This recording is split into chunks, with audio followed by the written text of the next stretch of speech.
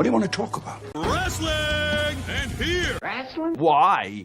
It's wrestling. It's wrestling. Why? Why? Why not? Yeah, why not? Oh boy, oh boy, oh boy, oh boy, oh boy. Why not? Why not? It's fake. Fake? What the hell are you talking about? Fake? It's not fake. Fake. Wrestling's not fake! Okay, wrestling.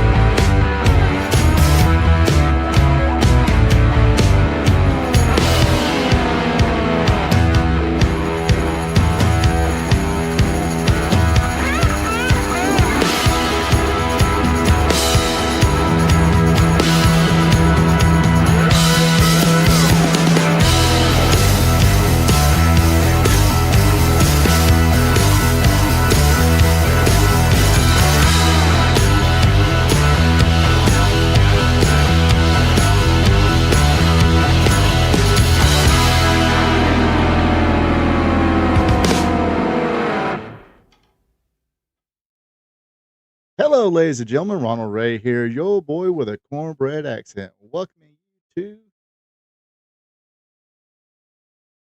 Feel like I didn't drink my V8. Anyway, welcome to Wrestling Gold Friday night. Appreciate everybody tuning in. Yes, today is Friday. Thank goodness. Had a few, you know, really tragic things happened this week. So, and of course, everybody's remembering 9/11. So, time to kind of kick back, enjoy ourselves. Let's kind of flush out those bad things. Let's talk about some cool stuff like classic pro wrestling, and that's hopefully what you're here for. Um, Give your brain kind of a break here. So, as we do, and to celebrate all the hardworking men and women out there, time to crack open a cold one. This is very cold.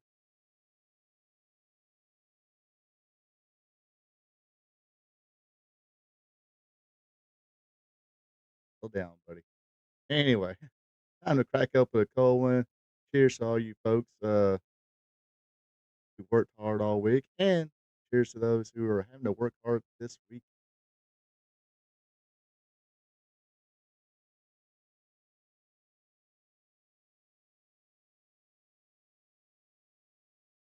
Anyway, yeah, go dogs. Speaking of go dogs, 2 weeks. Don't forget, 2 weeks from Saturday, I will be a guest on uh, Karen Pools Facebook Live as we live stream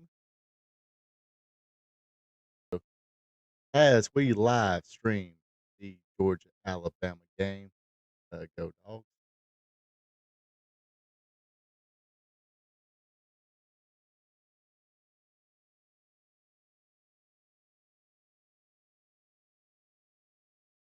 There we go. It scared me a little bit there because it said no data. Excellent. Anyway, yes, I will be a guest on her Facebook Live, streaming the Georgia Alabama. So, uh, I'll actually see her tomorrow. Shh.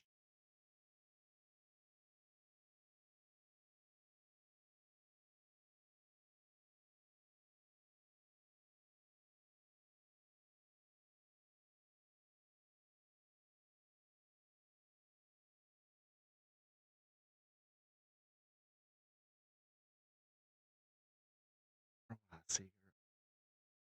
See if I can buy introduce herself a little bit. Try to some little bit of promo for her. That's why I'll be seeing her tomorrow. Yes, Georgia does face Tennessee. It should be a hell of a game tomorrow. Because it's one thing, SEC versus when when two SEC teams, especially in the same division, play each other. It doesn't matter how bad or good the other team is or whatnot. They just play different. It should be a great, exciting game. So yeah. Anyway, enough about football. Talk about some wrestling here. Um, but yeah, so yeah, if you're watching this live, unfortunately, right now, it's just on YouTube. So hopefully, some of you people who see me live on Facebook have switched over. But I will be trying to get back on Facebook soon. Uh, Something happened. They classified my Facebook page as a, I guess, professional content creator, and I can't do straight up live streams unless I have like followers. I do not yet. I'm like sort of that. Uh, but I think I can get out of that somehow. I think I can switch it. So I just did not have time this evening to switch it. And of course, if you try to watch last night, I wasn't able to get on at all last night because the hotel internet sucks. Uh, I'm not going to repeat what I said after. I think I posted on Facebook and about last night. But so yeah, if you join me live, do appreciate it. Anything comes to mind you want to talk about classic wrestling, anything I mentioned tonight might stir up a memory. Join me in the chat. That's all we're doing here. We're just wrestling fans talking about good old days of wrestling. As I'm getting the hell bunch of people take. Well, okay, not a bunch of people. Okay, a bunch of people at once. Keep seeing my phone go off. Uh, er- you know, got the group family text. They won't shut up. But I still hear a buzz. Still need to learn how to buzz. But anyway, so yes, join me in the chat.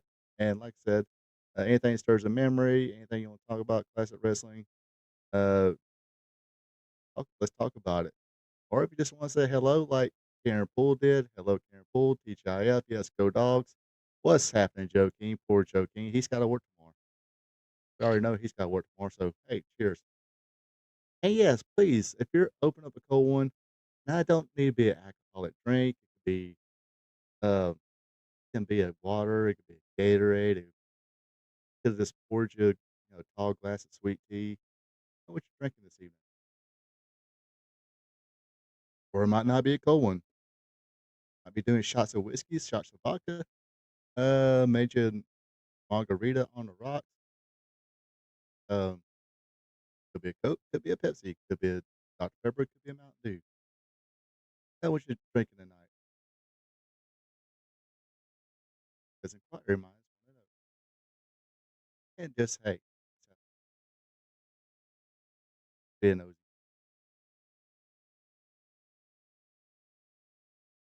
That's all we do here. Uh, got some Portland wrestling we are going to watch later on for the watch along. I had no idea what to watch tonight.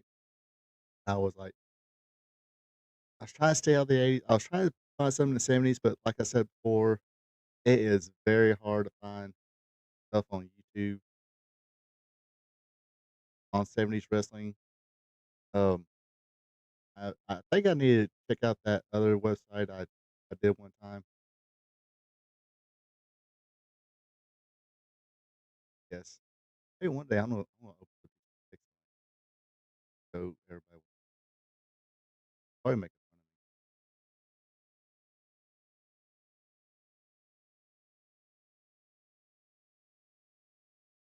of me. I I'll read them now. So, hey, if your family out there, they say anything to me, read them later. Get offended. The whole part when I said too much. Wish I screwed up, said 19. Anyway, let's get to it. Of course, how we start off every or besides we ramble along here. Take a long time till some people in the chat and people viewing. What I usually do, I start talk about a little history of pro wrestling. Today is let's get to it. On this day in 1982, excuse me, Bobby Eaton and Sweet Brown Sugar, aka Coco Beware, Orcus Coco Ware. They won the Southern Tag Team titles from Steve Keirn and Terry Taylor by forfeit. I guess they couldn't make the town, or one of them was injured, and therefore had to relinquish those titles. Uh, this was a little, I think the Fabulous Ones thing started in like '83, so probably be a few months to a year for the Fabulous Ones thing. Steve Keirn and Ken Lane. Little trivia thing here. Well, trivia thing. I found this out on what was it? I think it was a Midnight Express shoot interview with Stan Lane and Bobby Eaton. Yes, I think the original call for Stan Lane to team with Terry Taylor as a Fabulous, but uh, somehow Steve Keirn was put into the team with Stan Lane. I think it worked pretty good. But in Chattanooga, I think they had something called these Superstars of Georgia Championship Wrestling or something like that. That was filmed in Chattanooga. They put Terry Taylor and Bobby Fulton as the Fantastic. This for Bobby Fulton team would do about the ones part and just kept the fan. And of course, Terry Taylor went on to be Red Rooster, but not seriously. Uh, for Red Rooster, he was pretty good, solid star in Mid South. Georgia won a national uh, championship in Georgia. Also, uh, Mid South, multiple time Mid South TV champion, UWF television champion, and all that. Then went on to Red Rooster. Poor fella. Anyway, on this day in 1987, the debut of Bomber Hikaru.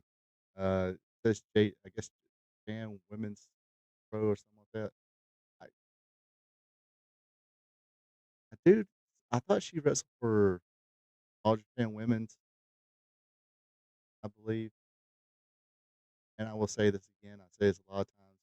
If you want to see some a pretty good women's wrestling, predating uh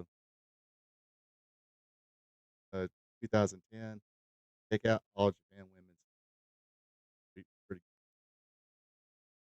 on this day in 1989, the NWA WCW presented Clash of Champions 8 from Columbia, South Carolina at the USC Carolina Coliseum, drawing 2,600 people. I've actually been taking a guess. One, I think that's where I've seen NXT live pre-pandemic. Uh, on this night, seen the Road Warriors defeat the Samoan SWAT team. Again, if you want to go back, watch some Classic Champions. A good, not a long match, of course, but some hard hitting stuff. Again, Road Warriors, Samoan SWAT team, Fatu and Samu. Of course, Fatu is the father of the Usos. Samu is the uncle, or yeah, uncle to the uh to the Usos as well. All family there. Tom Zink defeated the Cuban Assassin. Sid Vicious pinned Ranger Ross. NWA World Tag Team Champions, the Freebirds. Jimmy Garvin and Michael Hayes defeated Rick and Scott Steiner.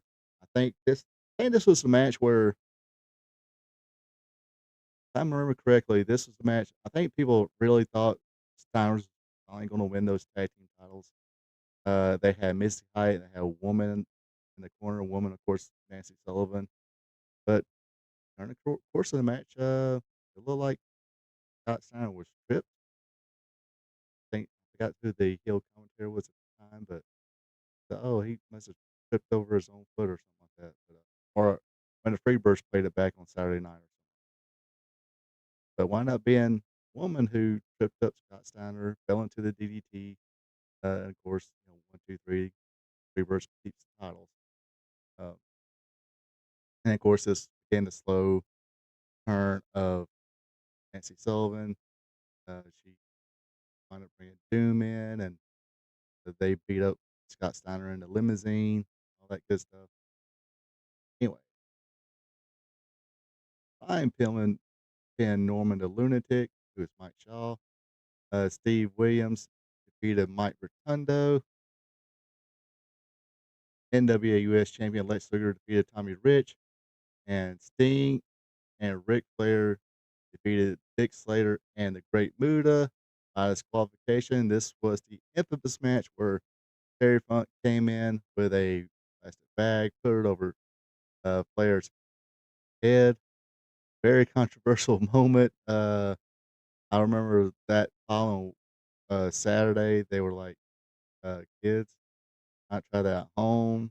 Uh, Even Terry Funk got on there and said, look, kids, do not try this at home. I just don't like that banana nose cologne wearing Ric Flair. But yeah, they made Terry Funk apologize. I really tell the kids, hey, don't be putting plastic bags over your friends or family members' face because uh, it could harm them a lot. So yeah, figure fours, scorpion deathlocks, iron claws, shin monkeys, all good with cool with your siblings. Not the plastic bag over the head. That's not cool whatsoever. Unfortunately, on this date in 1991, Chris Von Erich passes away from a suicide. Yeah, he will pass away. He was the youngest kid of the or youngest son of uh, Prince and Chris Von Erich, and very very tragic family. Uh, do recommend if you're gonna watch a wrestling movie. It is a downer. The Iron Claw, good movie. Uh, it was so bad that they didn't include Chris Von Erich. That's how tragic this family's history is. Uh, I mean, the director of the film even said, "Look, we talked about David, Gary, talked about Mike, and we really need to talk about fourth." They actually mentioned Jack Jr. as well. Uh, sort of in the beginning where Kevin was on the date with her wife. Talk about Jack Jr. Of course, Jack Jr. He got accidentally electrocuted. 7, 6, 7 years old. Yeah, very, very tragic. On this date in 1993, Smoky Mountain Wrestling in Knoxville, Tennessee, City Coliseum, drawing 800 people. Terry Funk defeated Bob Armstrong. As a result, Jim Cornette became the Smoky Mountain Wrestling Commissioner. That was, I actually do remember watching some of this during the time. Well, not during the time, but there was the time while I was kind of like going through all the Smoky Mountain stuff 2 years ago. Seen the build up to this and seeing Terry Funk do a moonsault. So I think Jim Cornette should interview Terry Funk. What's that? Oh no, I don't think I'll do it again.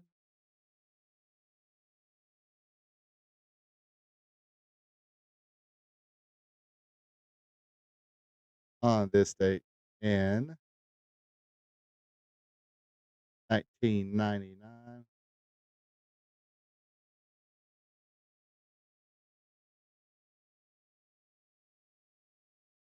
Anyway, on this date in 1999, WCW presented Fall Brawl in Winston-Salem, North Carolina, at the Lawrence Joel Coliseum, drawing 1,490. Not a good showing. This was definitely a tail end of WC. Not sure how many people they fit, but I'm pretty sure they would fit a lot, especially for pay-per-view. Hmm. Anyway, Rey Mysterio Jr., Eddie Guerrero, and Billy Kidman defeated Vampiro and the Insane Clown Posse. Shaggy Two Dope and Violent J.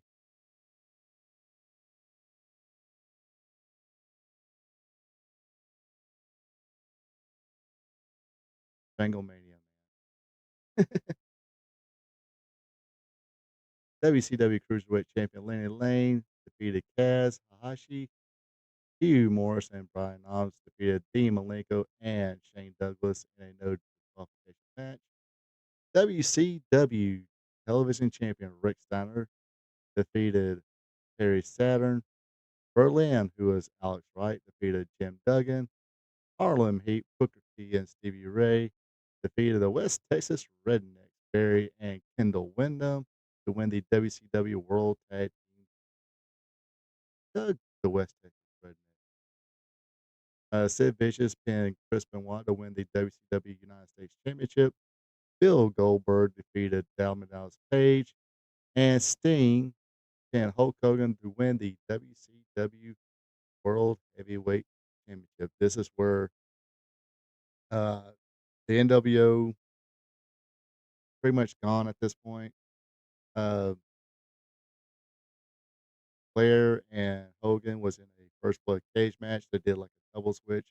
Hogan went back, become a babyface, got the red and yellow back out. Uh, Sting was still a babyface at the time, and they trying to turn Sting heel. I do kind of remember this. Lex Luger left the bat there, and of course Sting used it. Supposed to turn him heel, but he got popped for it. Fans dug it. Him using the bat on Hulk Hogan, pinned Hulk Hogan. Um, so a little too early to be having Hogan in that picture of trying to turn somebody. But like I said, this is. I mean, you see the logo right there. This is definitely towards a deep slide of WCW here. They brought in the Insane Clown Posses at the time. I think this is. I don't know. I think I still listen to them at the time, but not as maybe if does anybody know in the chat what album uh came out at the time? I think I quit kind of listening to them after the what's the name of it? I can't think of it now. I think the Great Mephisto maybe was the last one. Remember now?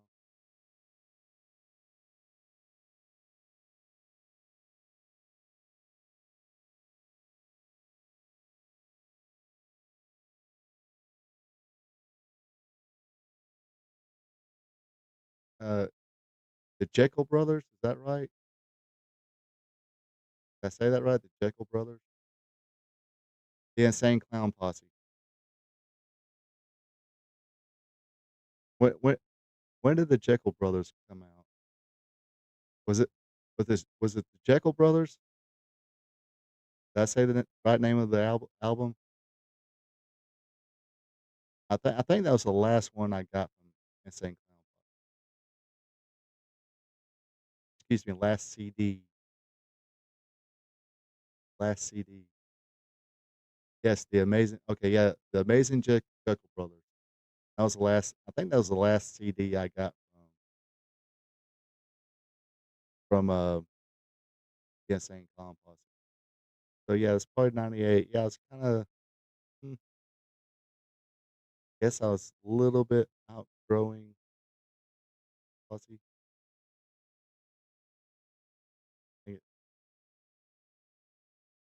I think I was a little more into like I think that's just when I was starting to really get into like Seven Dust, Godsmack. Seven Dust, I mean, still Seven Dust still going on. I think they got a new CD or they even put out CDs. Anybody ever put out CDs?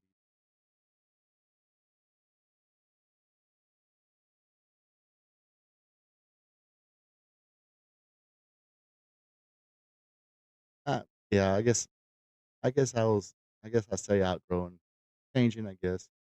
But still sometimes, when I hear chicken hunting or I stab people, I remember I can't remember that song right now. There's a song on Jekyll Brothers.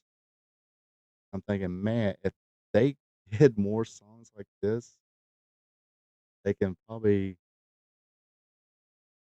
uh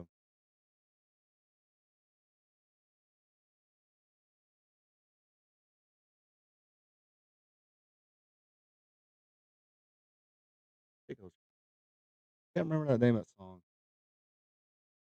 but it was almost kind of a serious song. Kind of wish they would uh grow up a little bit too, but yeah. Hey, who am I to say? I think they make big bank from their gathering of juggalos, and they had a just seeing they had a documentary on Amazon. I didn't watch all of it. Watch part of it. Uh, about the insane their gathering of juggalos. They had wrestling shows at their. I don't know if it's still around the Juggalo Championship Wrestling, which I guess they have that when they do their gathering of juggalos. I'm not sure if they tour with that. But yeah, I mean, to be honest, I wasn't a huge Rat fan. I'll list a little bit that entertained me. That was one of the few ones of them. And far stretch from them was like DMX. So Doug DMX. Like I said, then Seven Dust came out. Play the. I think my friends probably got sick of Seven Dust and constantly be playing those CDs.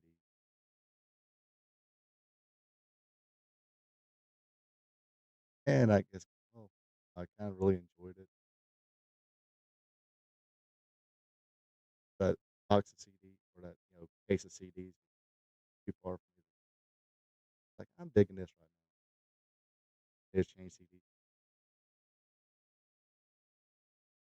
Then Napster started. Whenever Napster started, I think that was the last time I bought. Unless it was like Seven Dust. I forget who else did buy it. If somebody new came out, dug 'em. Any- Anyway,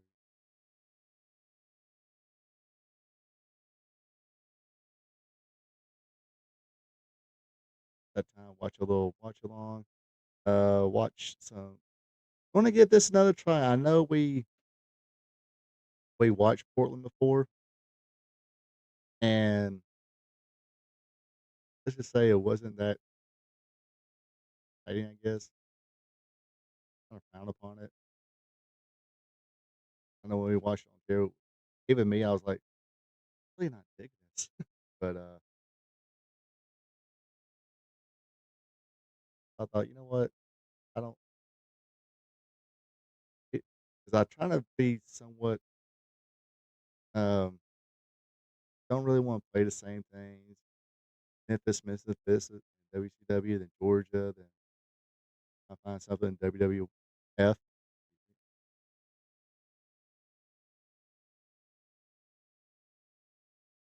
I thought, you know what? since it's on the it was, I guess, I'm thinking it's aired on the same date. That's what it says on the title there. Portland Wrestling 9/12/81. Let me go ahead and share the link in the chat. Press that the end.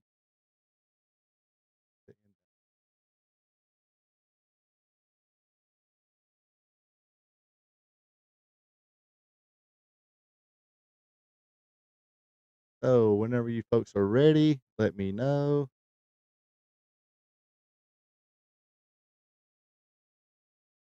I'll do a countdown. Press play, or I can I'll do a countdown to press play.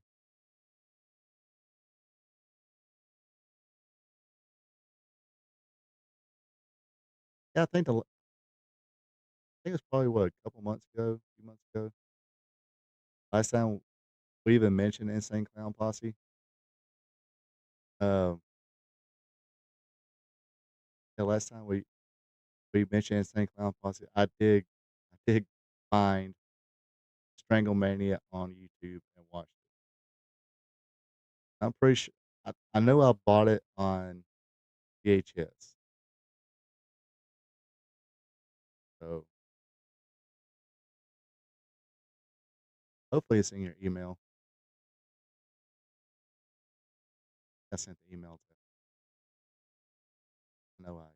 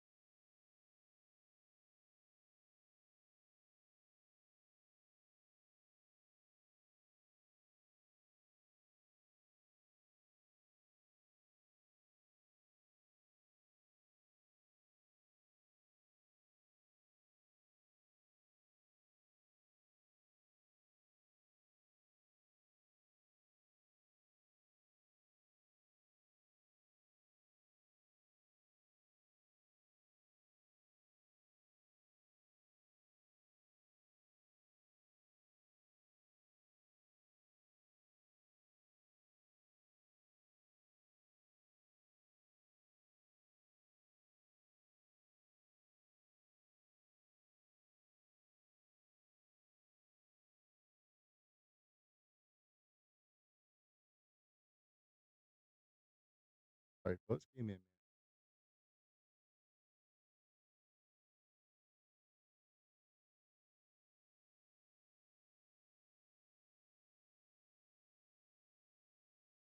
Where is this?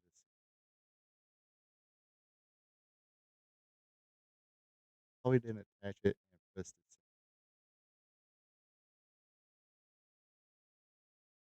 If anybody's ever, gone back and forth, doing text messages with me, you'll know I hit this press the send button. Do the same thing with emails.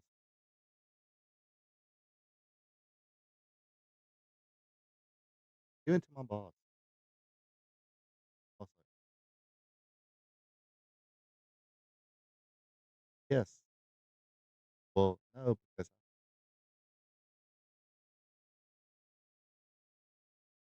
I work. All right, try it now.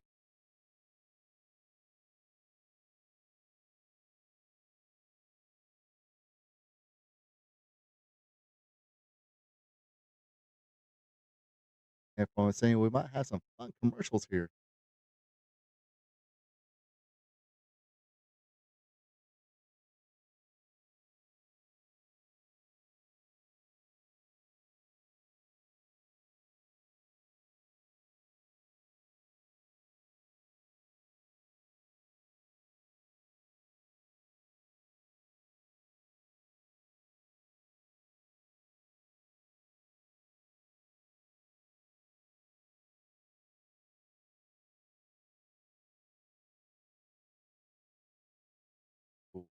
Anyway, when y'all are ready, let me know.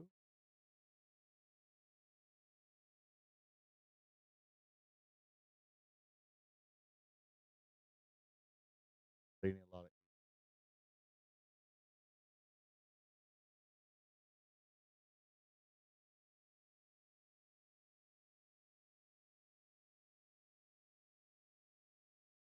All right, we are ready.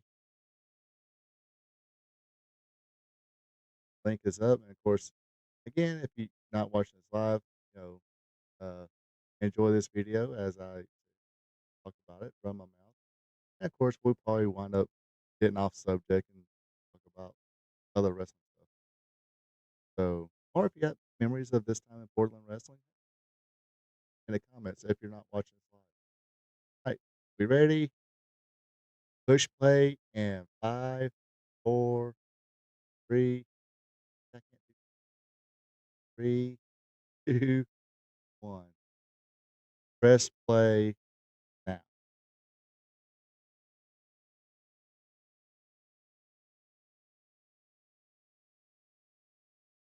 This week in baseball. I used to watch that show. I think the only reason I watched that show because I think it was a Channel 34, I believe it was. How it happened. They used to play some independent promotion out of Florida. Got the name of it, and of course, it being wrestling, of course, I'm gonna watch it. But This Week in Baseball came on before that, so I would watch This Week in Baseball. It was funny because it was before the '91 season. I watched one time, and I think they went to Vegas, and it was picking what teams were going to make it to the World Series, and the Atlanta Braves was like the last, probably the last team anybody thought would make it to the World Series. And of course, '91, that's when the Braves went on their streak of 14 consecutive division championships, postseason appearances. Holy crap! $550 for a video recorder, VCR. Holy moly! Yeah, bro, give me some blank videotapes along with anything else I want.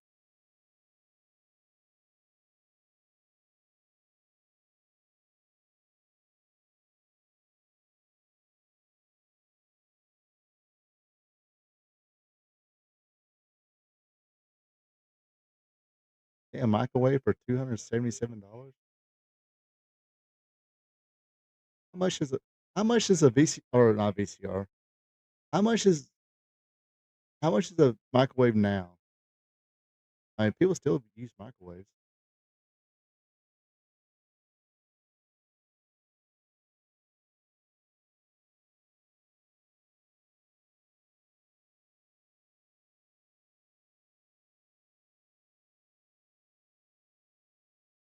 Look at the knobs.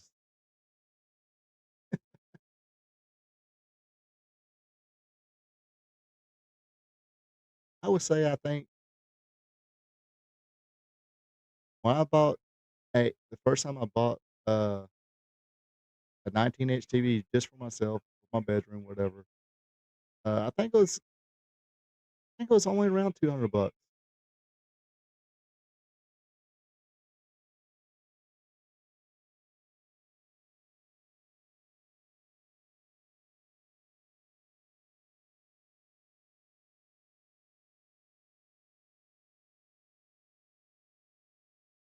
I believe that's Art Cruz. That is Chris Colt.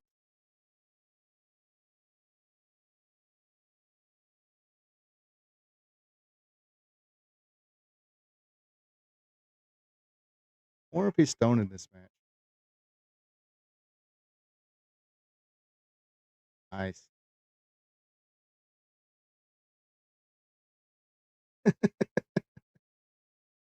One fall.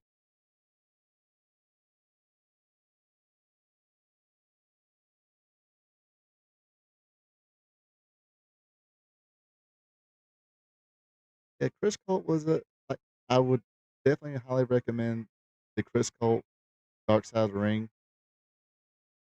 Very interesting dude. Supposedly he did meet Janis Joplin one time and wanted to be like Janis Joplin and Jim Morrison, and um, he gone by the age of 27. He lasted a few more years, but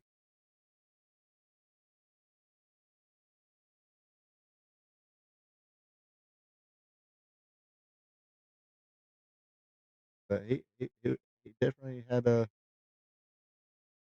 kind of a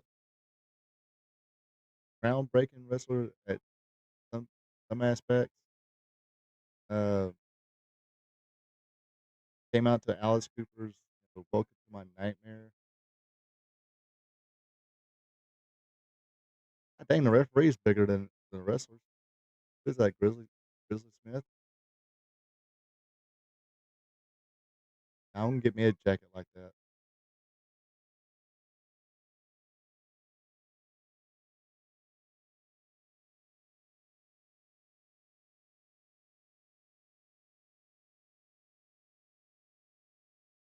Interesting tidbit about Art Cruz.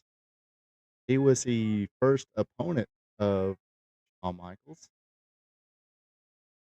and the first person to defeat Shawn Michaels. But yeah, Art Cruz, he had a pretty decent career before. I think it was like 86, 87. He started wrestling in the UWF, Bill Watts. And it was pretty much used as enhancement talent at the time.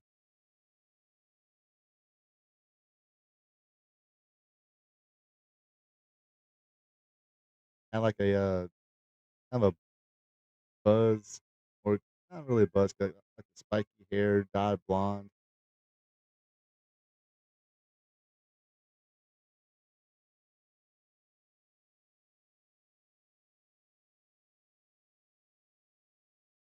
Yeah, yeah, and, UWF, he had that the bleached blonde spiked hair.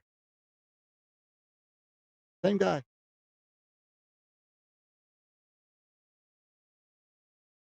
And from what I've heard about Chris Colt, that's the last person you want to do a go behind. Of course, maybe he prefers that way.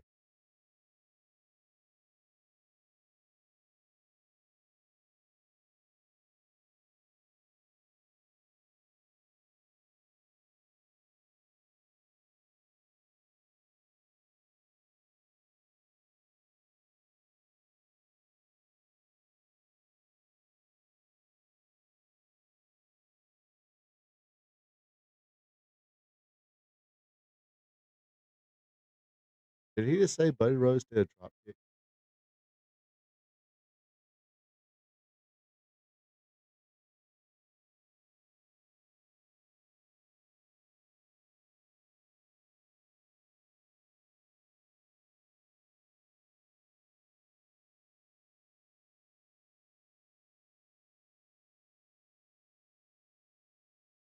Hey, Grizzly.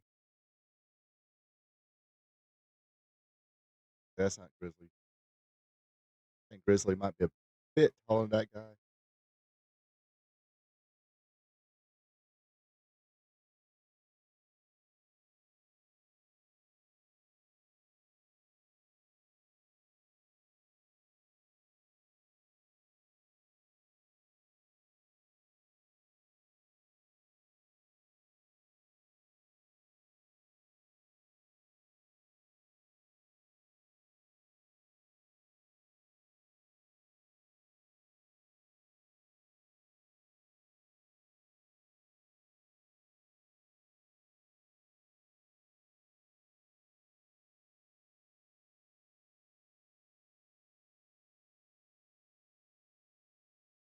Yeah, if there's any film people out there who want to make an independent movie or something like that about a professional wrestler, Chris Colt would be an interesting one to do one.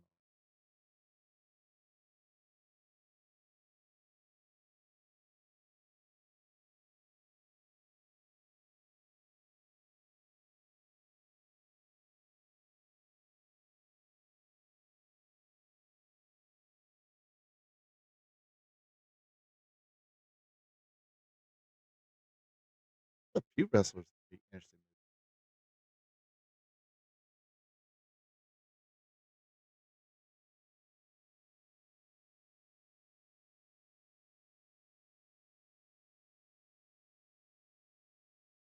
Oh, okay, like not like the main stars, not Ric Flair, Dusty Rhodes.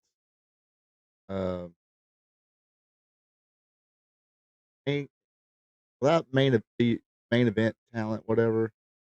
Who would be interesting wrestlers to make a movie on?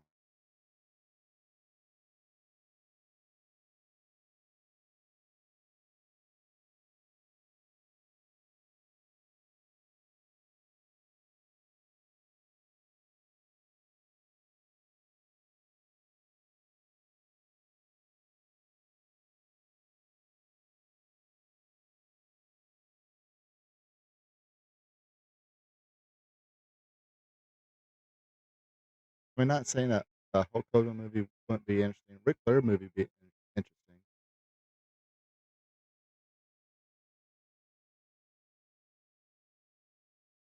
Art Barbie interesting. Yeah, he might be interesting. I mean, even though he was like a main, I guess main.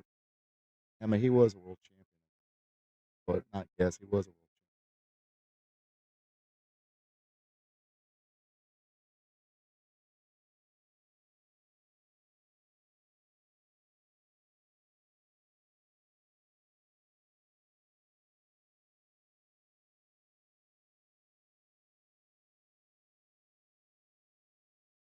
Lawler maybe Savage, which by the way, keep Jerry Lawler in your thoughts. I read yesterday that he had another stroke recently.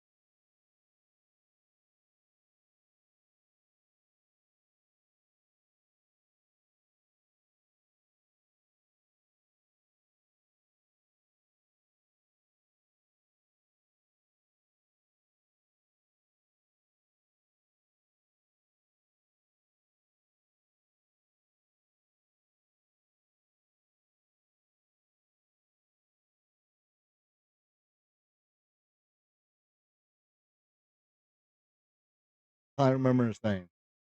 Had to look it up a little bit, and it popped in my mind. Ron Wright. I've heard some interesting stories about him. I mean, you can, trace it back to what was the fif what did he wrestle in, like, the 50s or 60s or something like that?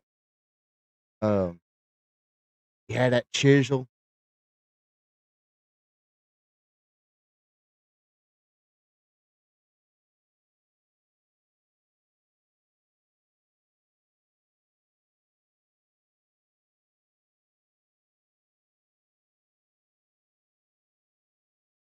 Jake Roberts be another one. I mean, that would be pretty dep oh, shoot.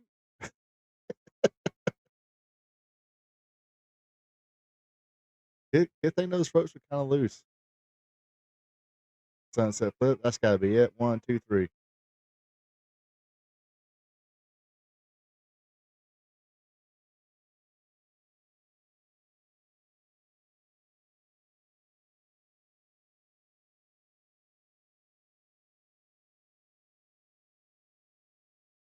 But I don't know.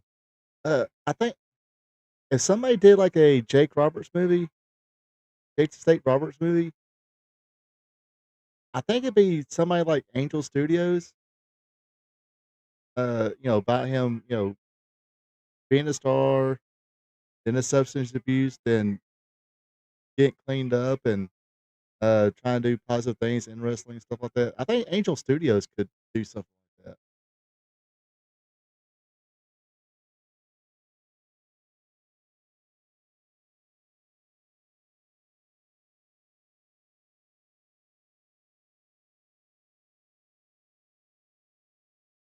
But yeah, a lot of those old Southern wrestlers like Ron Wright will be interesting. Uh, Anybody from the Welch Fuller family be interesting, I think. Who's the grandfather, Roy Welch?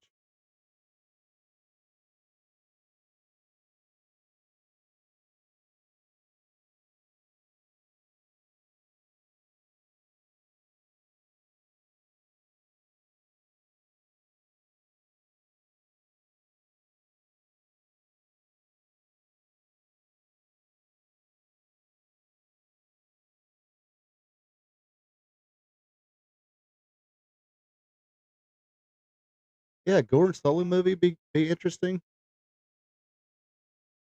Brought to you by Grey Goose. But well, I mean, Gordon Sullivan be interesting because he was like I think he started his career like broadcasting career with announcing NASCAR, I believe. I mean, this before NASCAR became NASCAR, which I don't think NASCAR's NASCAR anymore. Is it? Yeah.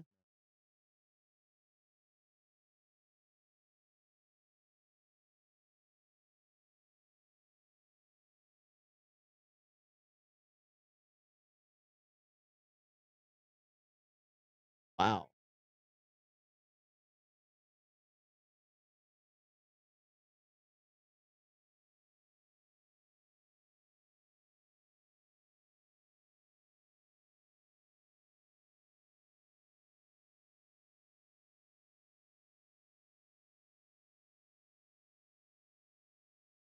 I mean, we are watching Portland, but this is before I think he started wrestling. But Art Barr,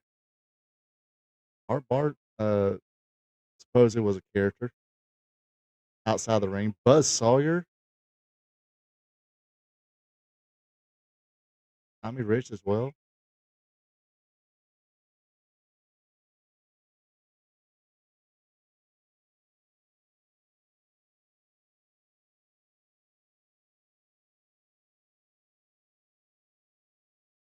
Hardy Boys.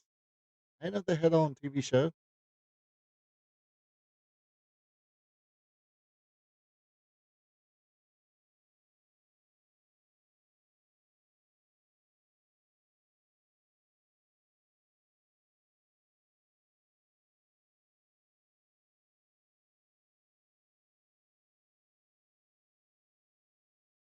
Yeah, speaking of Matt Moore would be interesting.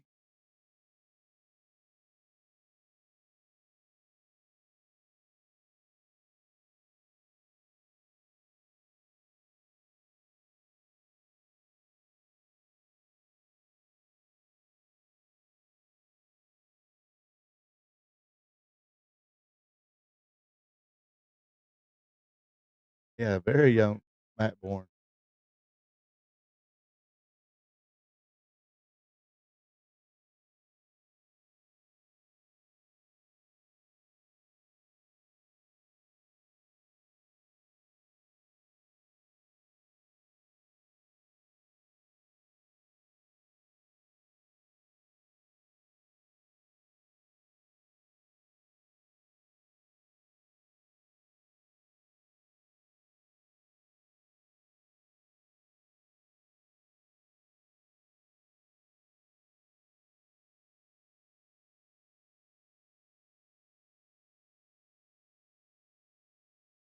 So this must have been when that angle happened where Buddy Rose married Matt Bourne's sister.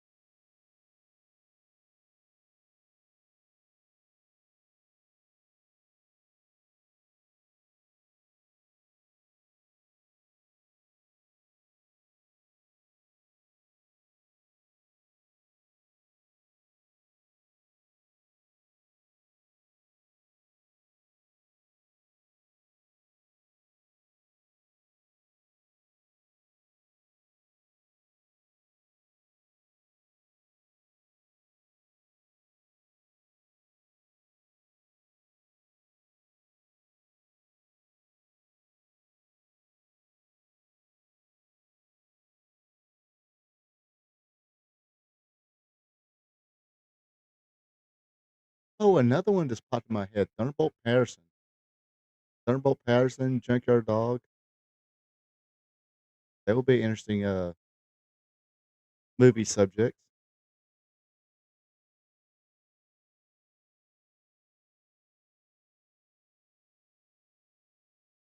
Yeah, you can't I don't think you can get a washer dryer pair for $500 anymore. I could be wrong. I mean, brand new, brand new, brand new. Used, yeah. And I buy uh Facebook Marketplace, used appliance store. That's where I buy my that's where I buy my washer and dryer.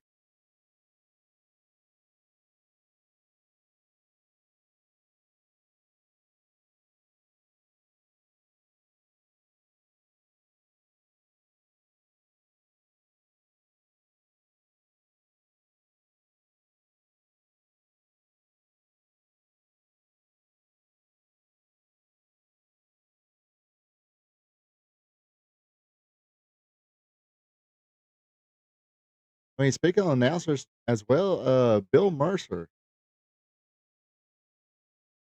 because I didn't realize till he passed away, he was a newscaster when JFK got assassinated. Oh, he botched that somersault. Where the hell?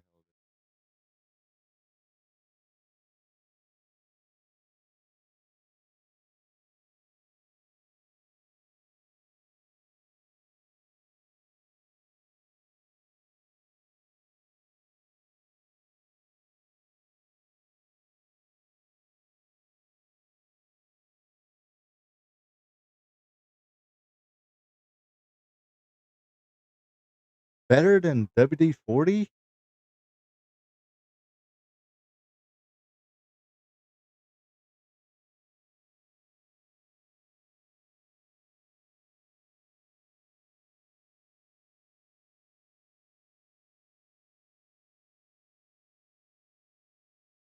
Dang, their referees were freaking huge.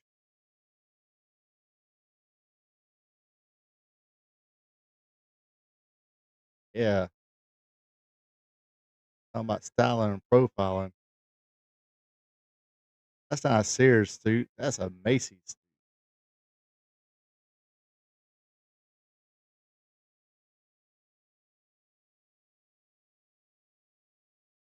The Iceman, King Parsons.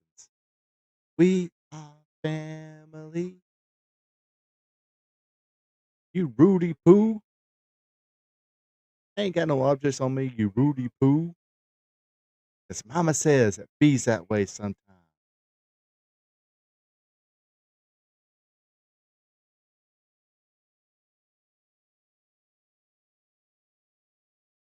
Yeah, Iceman Parsons with, well, the Iceman name and with hair.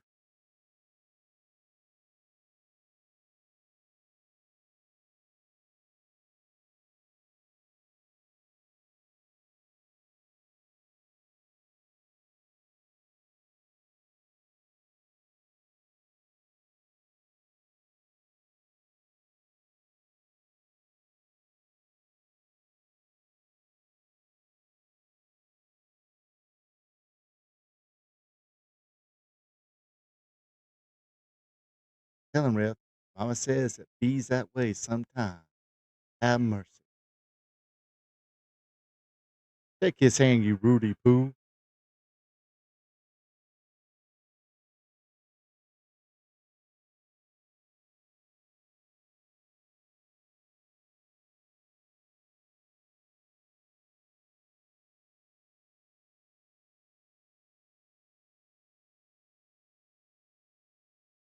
He might not.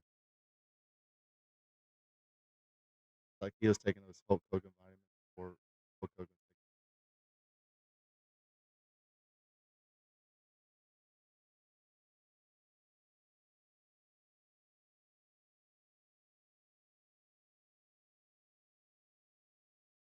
Oh, Sandy Bar.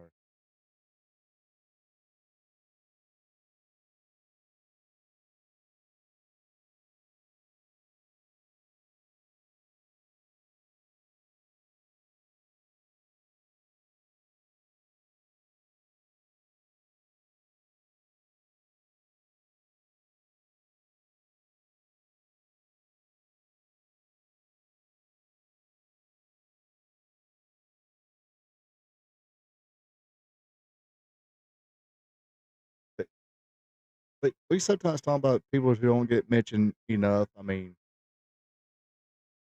King Parsons has got to be one of them. Doesn't get mentioned enough, especially after he turned heel. I mean, he was a pretty good baby face, but man, after he turned heel and uh, cut those heel promos, I mean, the Rudy Poo and uh, Mama said, I know downtown Bruno in Memphis, like Philly said a lot, but Iceman Parsons when he first turned heel and came back to world class as actually a member of the Freebirds with Terry Gordy, Buddy Roberts. Angel of Death was in that formation. They call him the Blackbird. Um, yeah, but he cut these promos talking about Kevin Von Erich, you Rudy Poo.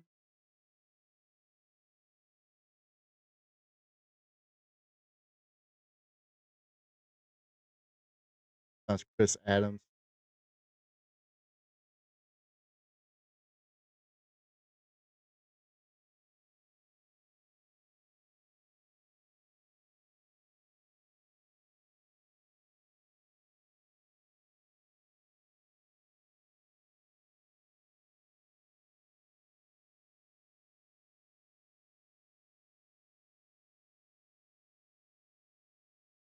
Master said, "Not today. You ain't gonna wiggle out of this that quickly."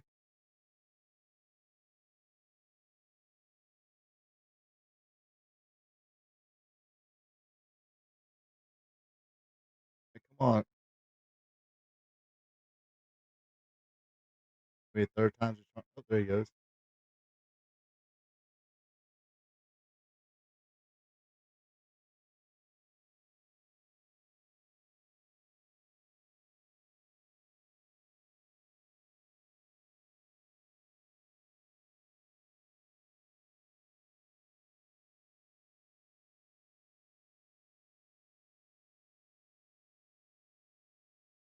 thought him and Brickhouse Brown was a pretty good tag team as a Blackbird.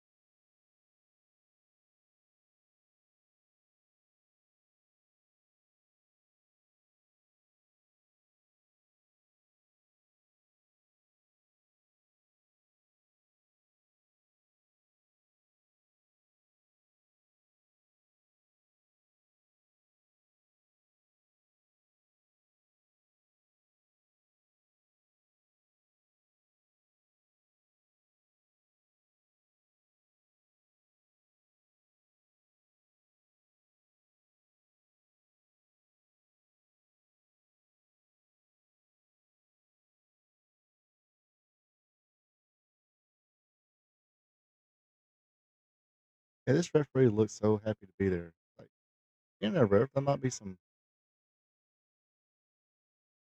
hair pulling, there might be poking the eye there, backhand.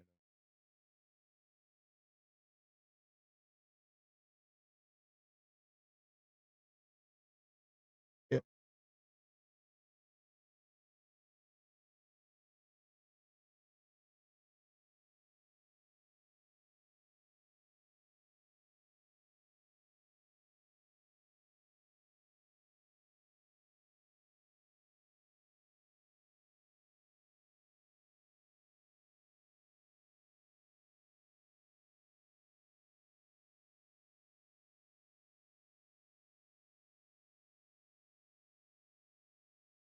now this Masters, was he on the Tales from the Territories about Portland wrestling?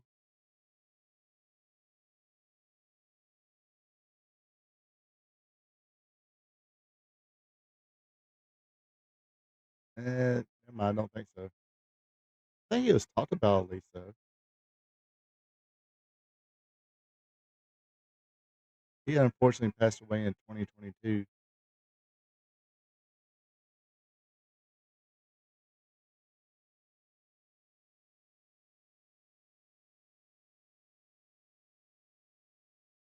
Oh, okay, never mind. He did because that was in 2022. But I think they probably recorded earlier than that.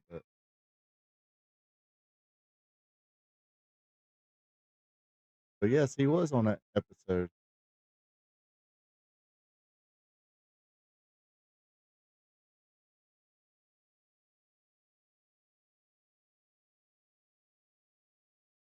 Guess I should do that since I did a video on that.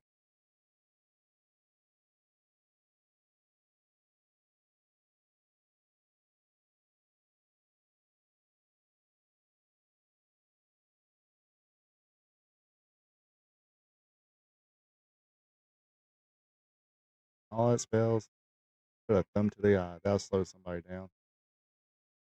Give him a ref. Give him the business. Get a little more animated there, ref, for your Charlie Brown shirt. okay without the black stripes, but they're almost Charlie Brown shirts.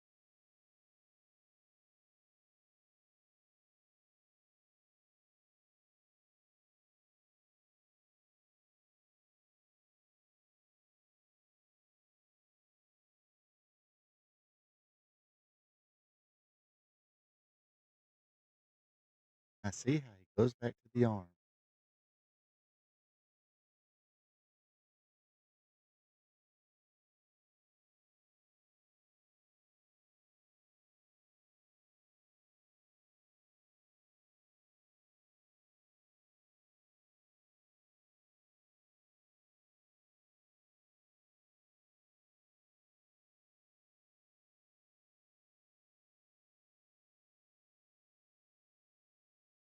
I do believe, if I'm not mistaken, Parsons also has a background in boxing.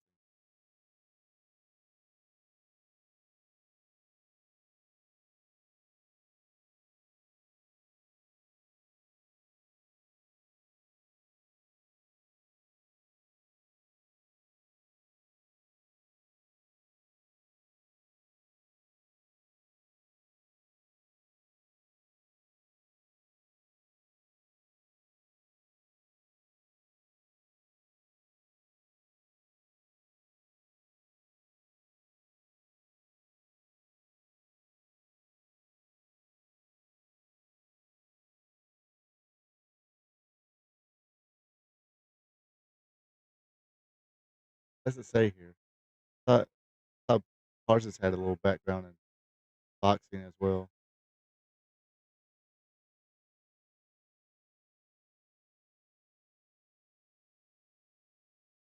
But that's it.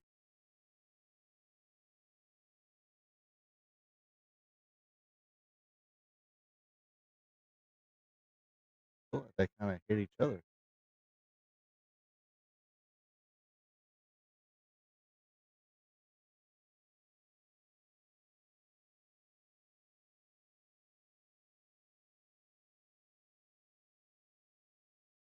But I can counter a headbutt, another thumb to the eye.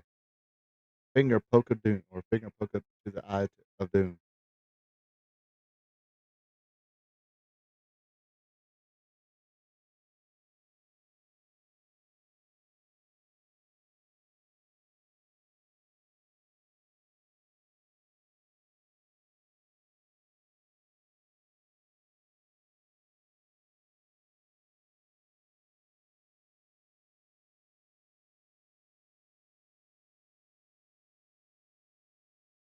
You can see Portland like their long TV matches as well.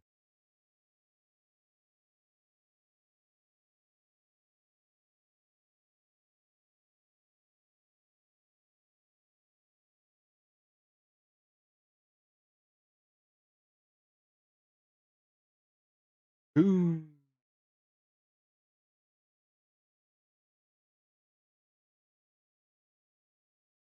they went 15-minute Broadway or 10-minute Broadway.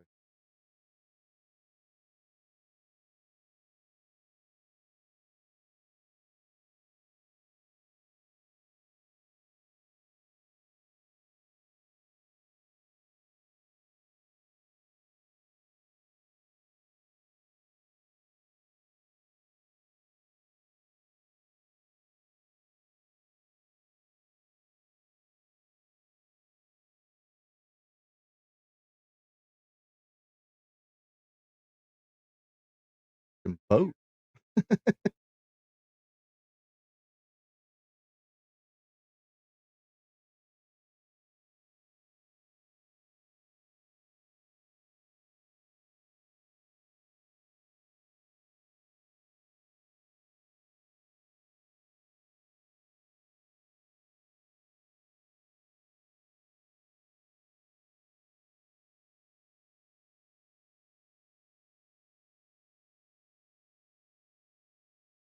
All right, let's go.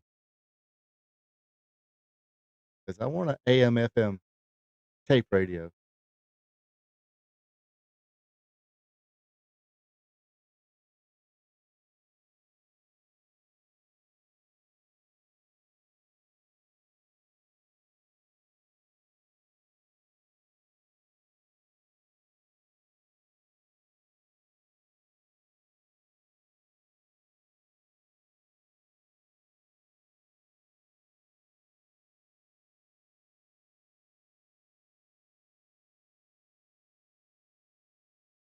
what do you say, a 78 Mustang? Kinda good look for that Mustang.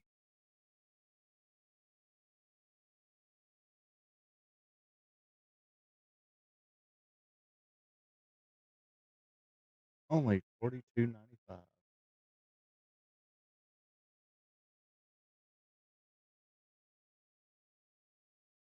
Yeah, buy a, uh try buy a used vehicle now, maybe 2 or 3 years old for 42.96. That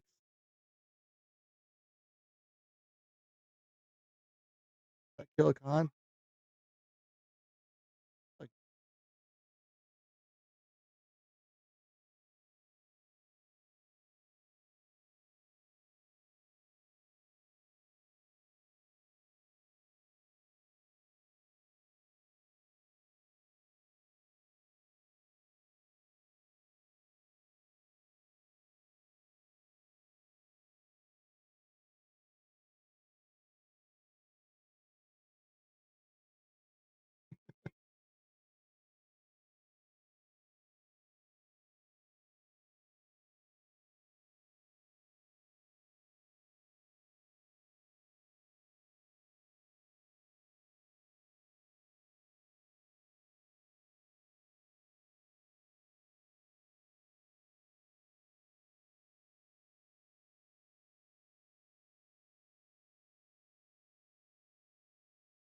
your granny's car, she had a '78 Mustang.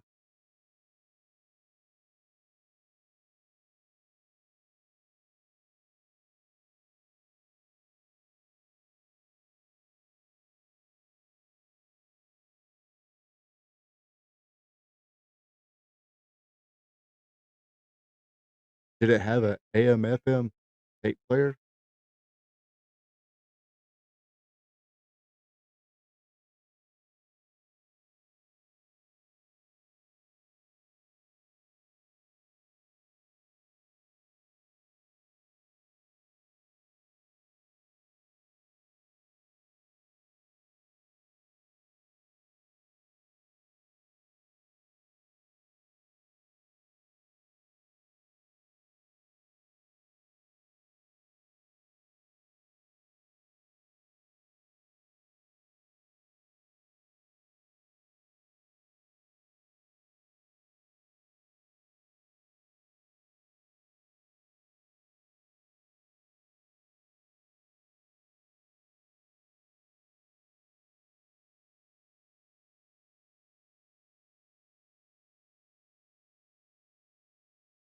Oh, Pat Song, or just Song, that ain't Pat Song, is it? I thought he was a little taller than that.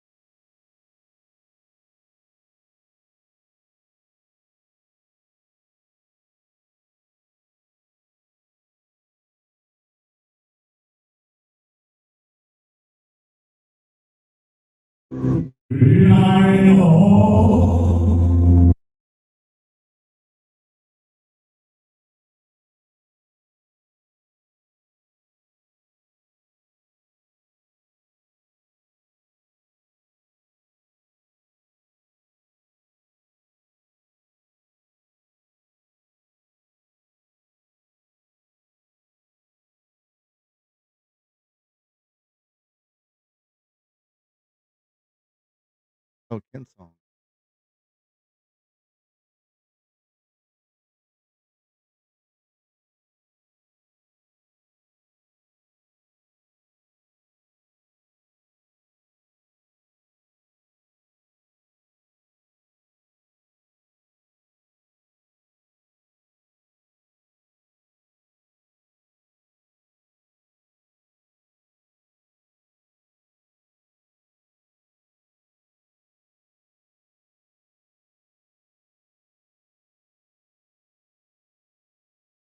And Portland Love, Roddy Piper.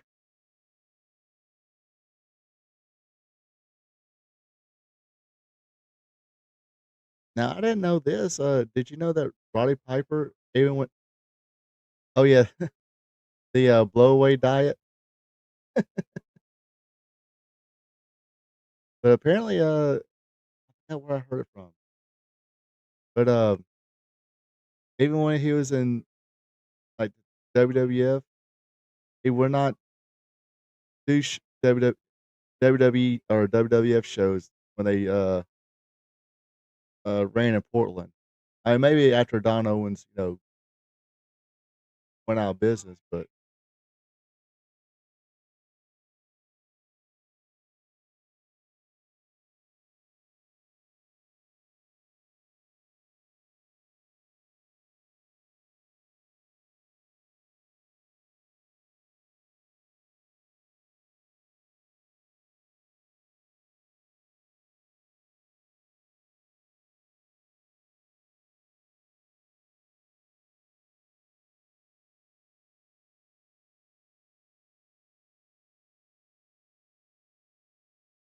so yes, if you go to Walmart right now or Target, you can buy a 1.1 cubic foot microwave for $80, point 0.9 cubic foot small 900-watt microwave at Lowe's for 31. So yeah, between 80 to $30, you can find yourself a microwave. Is that Alex Karras? That mad bull.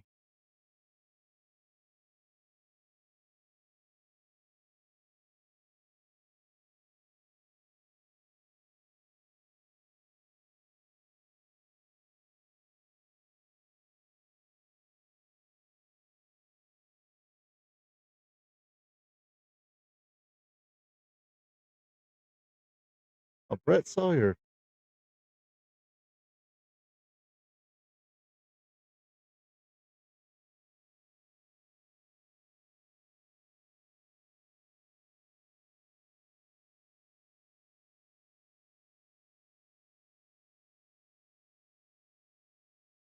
To 3 Falls.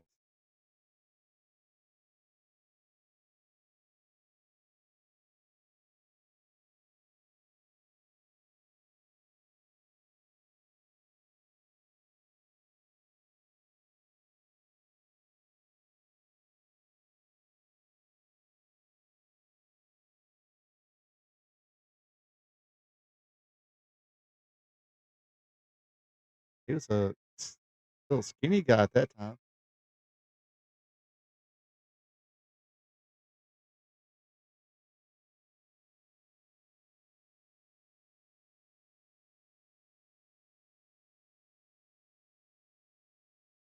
I still say the WCW gimmick of him being Big Josh, when everybody can look at him and say, "Oh, no, that's Matt Bourne,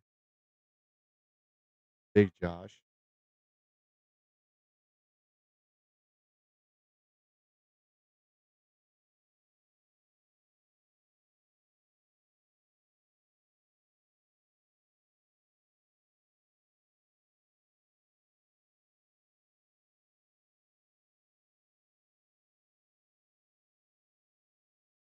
Oh, I stand corrected. I seen a microwave here for $250. Screw that.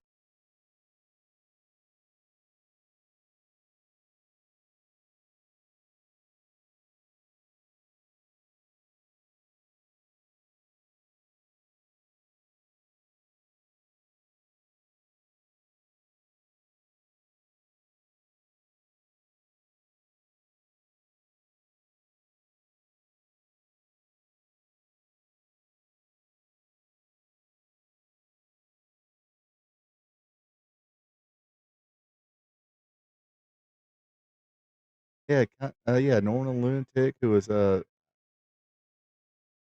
Mackie Insane or something like that, and Stampede Wrestling. You read about him in the magazines. Came came across like this big vicious heel.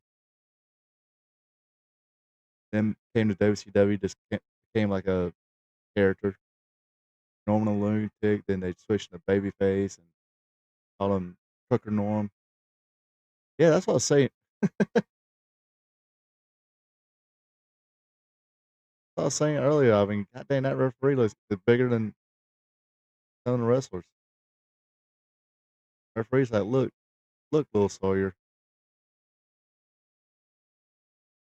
I might let your brother get away with that, but I ain't letting your run ass get away with that.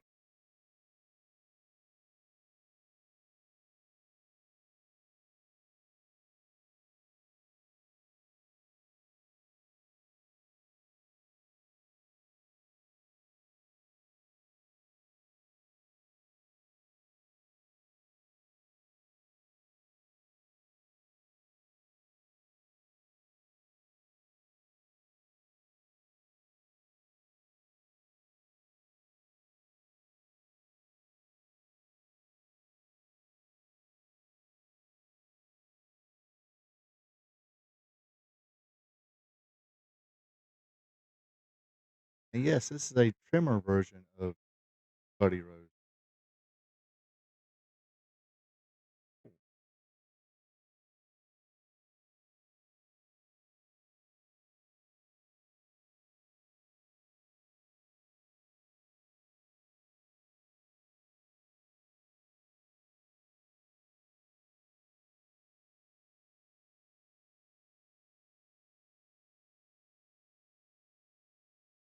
Yep.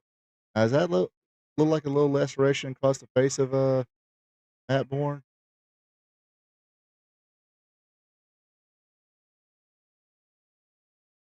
Yeah, until you piss him off.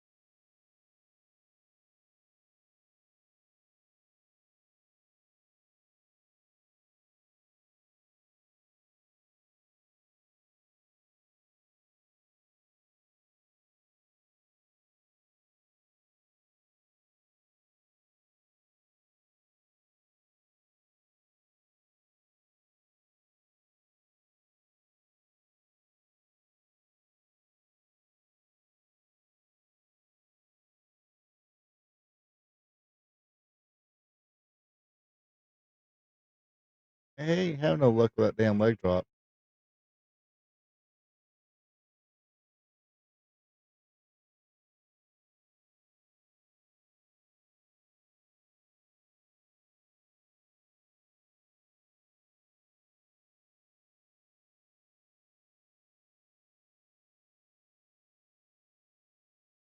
I mean, he kind of does look like a walking, talking beer commercial. 80s beer commercial. Real Bill commercial.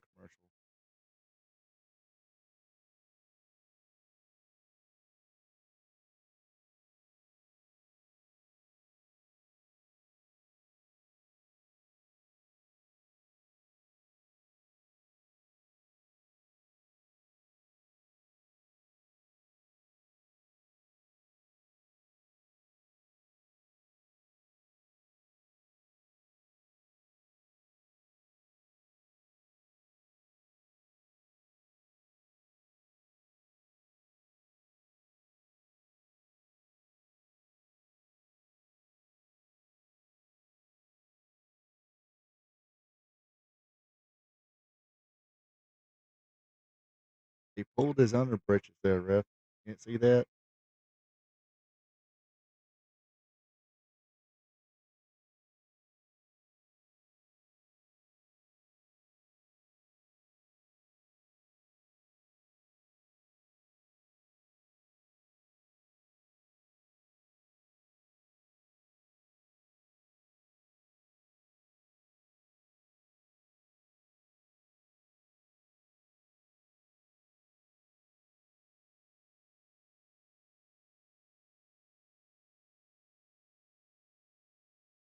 No, she ain't gonna tag ropes here. Where the tag ropes at?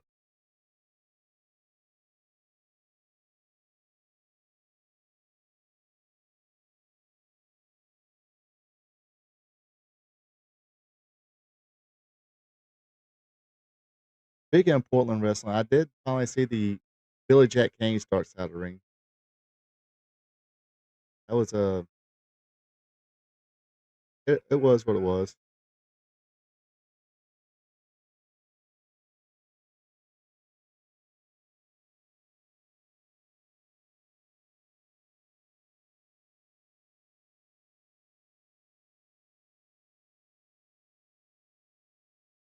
So,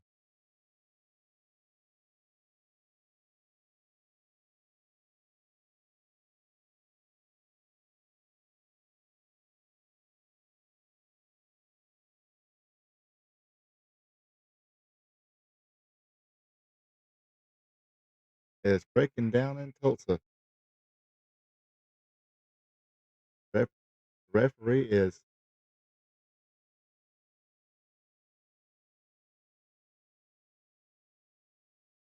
ref is losing control over this match.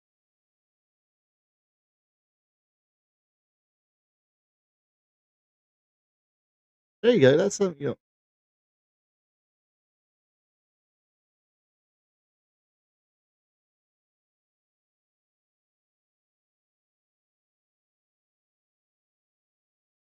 Yeah, 'cause I remember watching the or Tales of the Territories Portland episode. They ain't talk about Billy Jack Haynes much. Actually, not at all. He was thought he was kind of a big star there.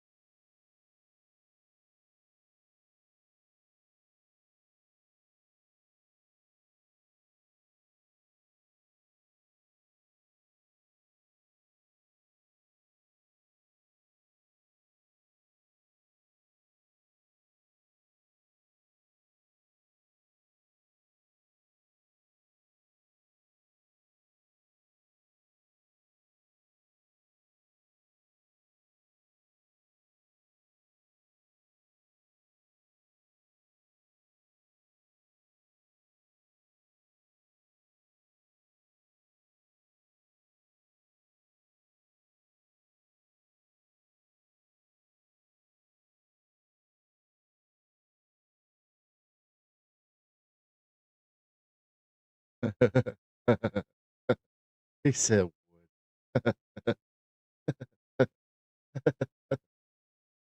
Has anybody watched the new Beavis and Butthead?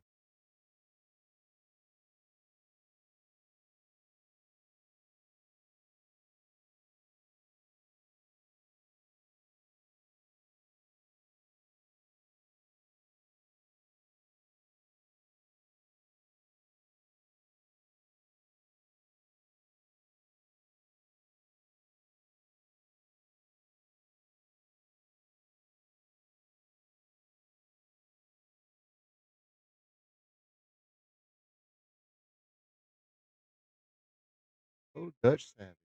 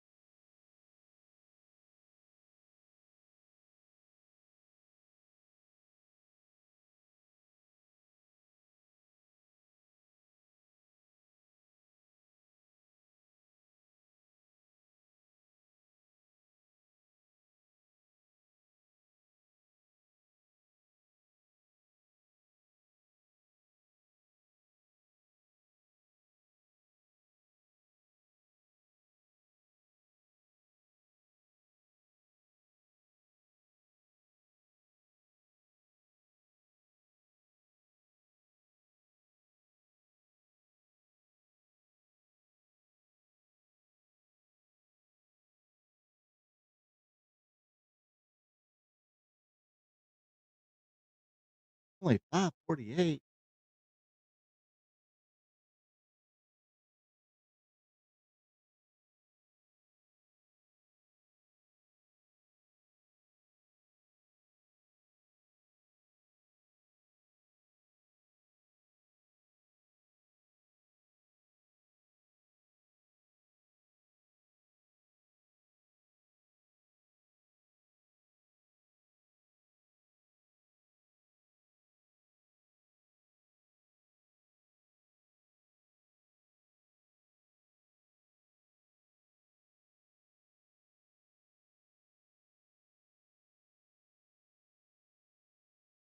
That's 2 blank videotapes.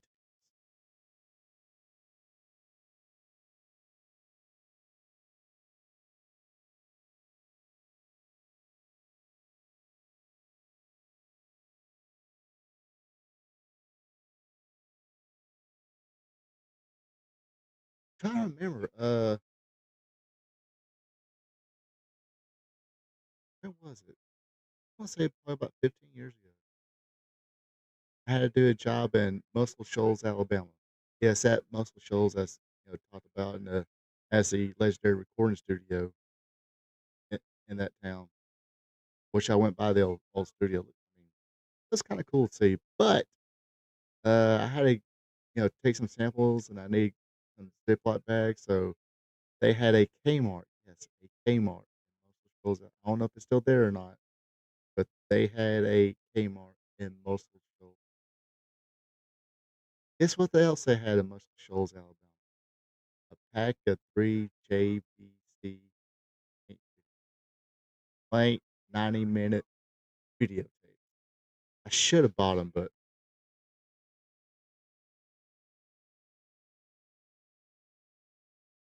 I mean, yeah, it had to be like 10, 15 years ago. I need to look that up.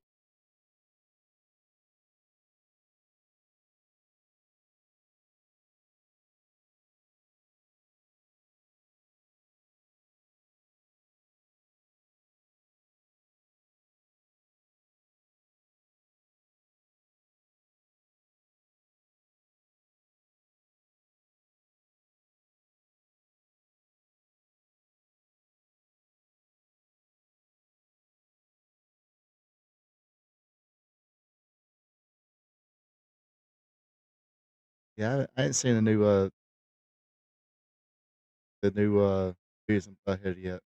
I mean, what they gonna make fun of? I mean, there's no more music videos. I mean, I guess there are music videos, but all played on YouTube. Plus, I think people are a little more,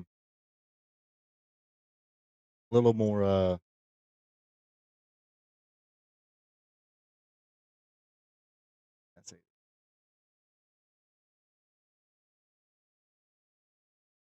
a little more,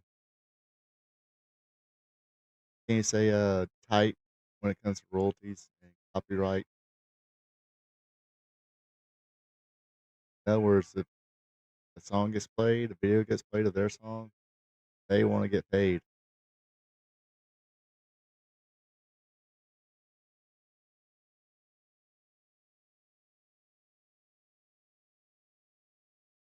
A dandy crowd.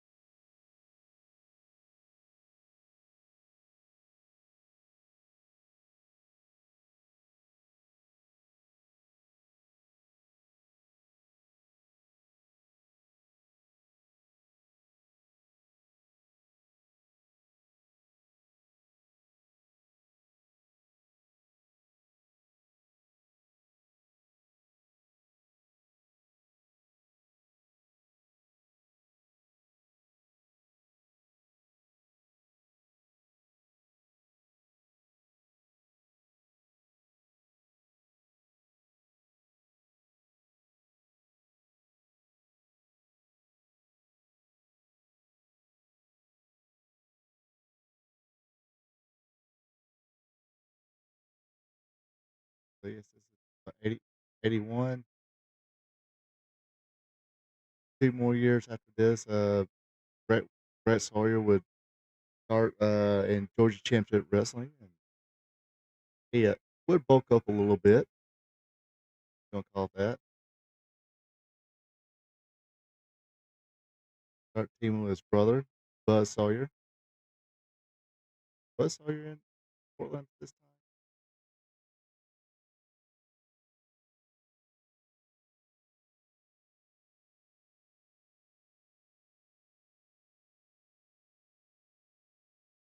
Such a savage. Tell him to break his arm.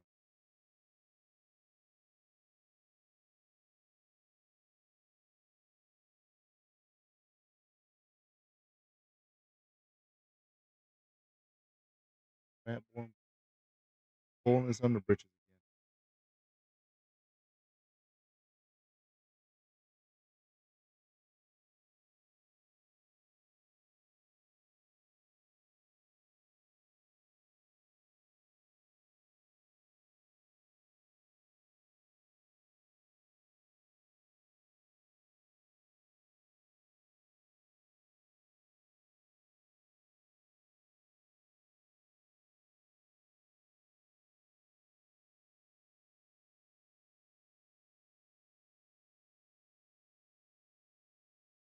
There you go. Finally hits a leg drop. Putting his nuts in his face.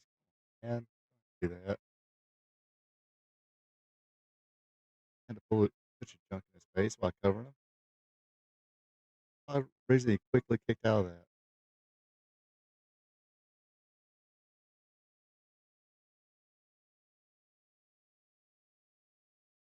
No, butterfly suplex. Mr. Announcer guy.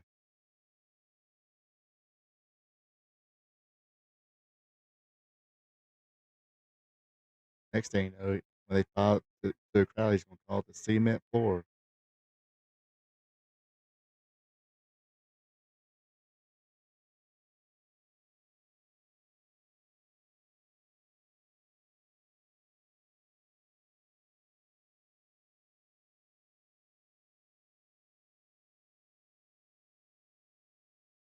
this crowd is definitely into it. I mean, it's pretty loud. So those people ain't. I think. Wait a minute. Didn't now wasn't there TV done in, like a bowling alley or something like that? I remember Raven talking about it. Talking about the acoustics in the bowling alley was so good that I mean the crowd was loud enough to where I mean you could almost in a normal voice call your spots. I didn't see no tag. Maniac. Get it? Maniac. Maniac.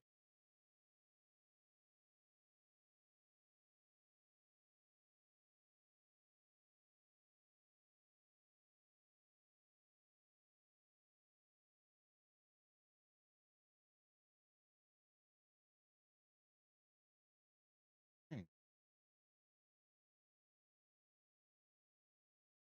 put your junk in my face, dude.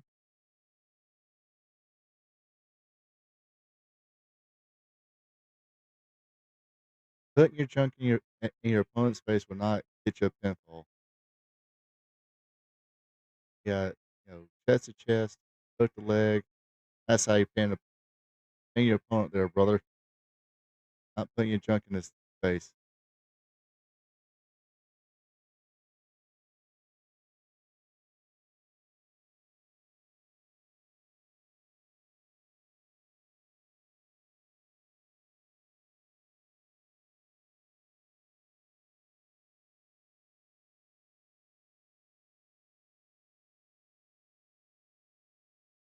There you go. That's how you do a hot tag. See people yelling back there.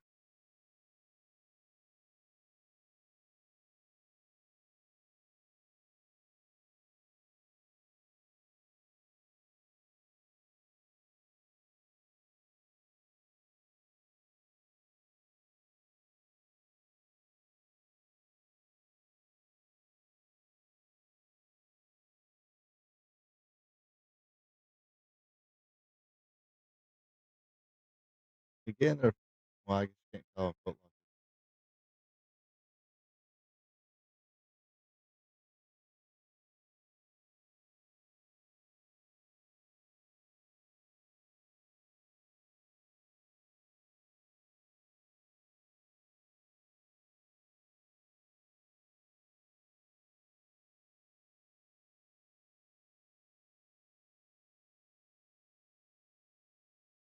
Now we got one fall here.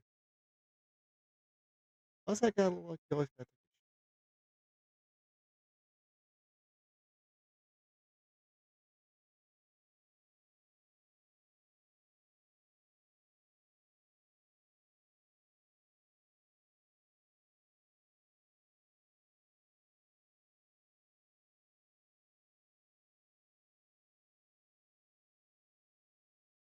and we can't see anything. He's like, foot taller than everybody. You just see over everybody's head. Oh, there we go. No rest period today, brother.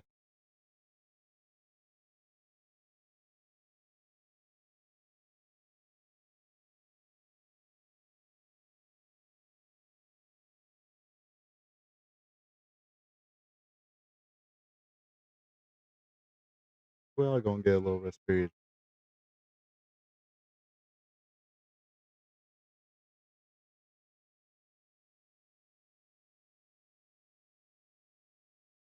There we go.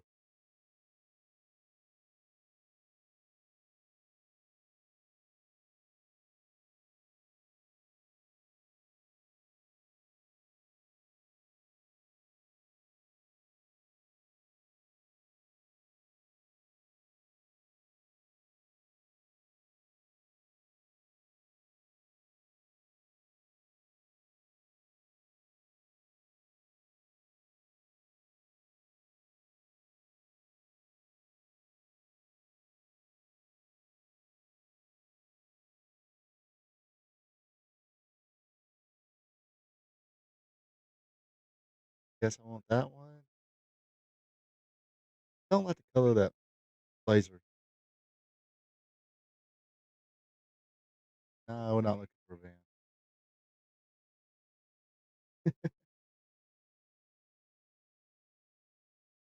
It'll be a groove. Get yourself a groove van.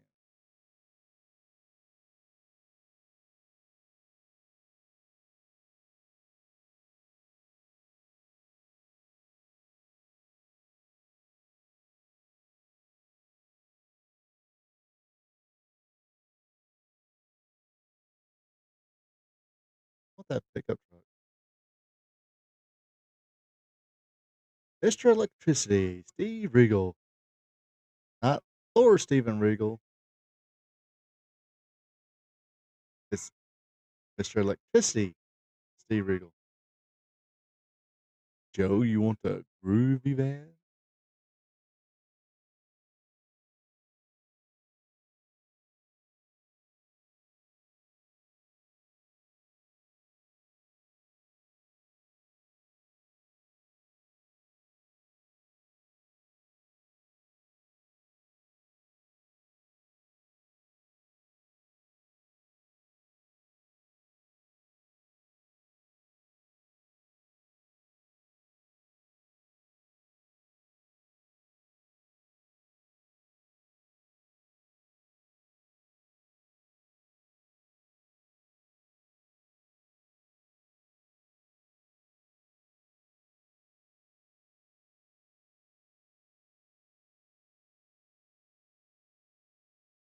The groove.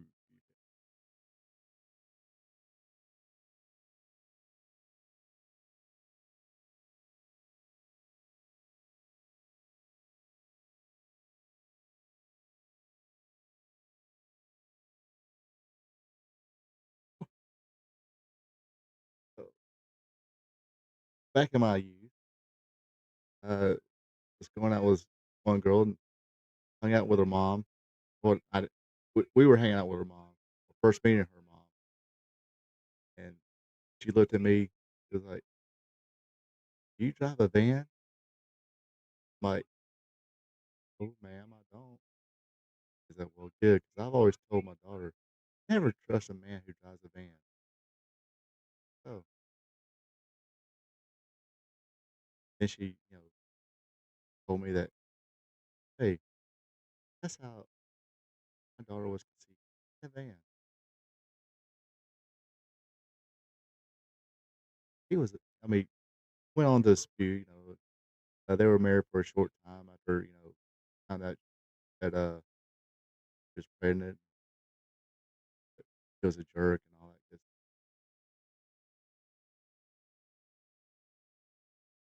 Just like, never dated guy has a van.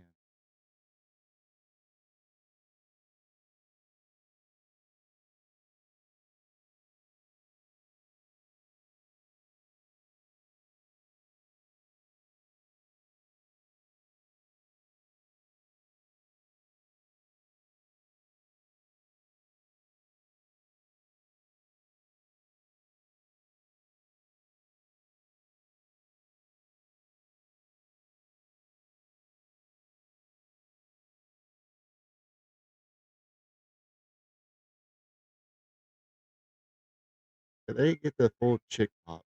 A lot of chicks there, but they didn't get the chick pop. I think they got it a little bit earlier.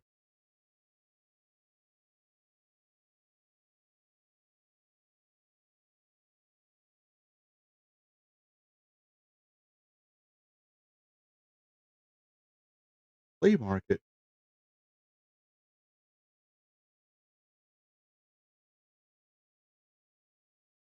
That dude reminds me of somebody. I can't. Must be somebody I knew, but I can't freaking remember the name.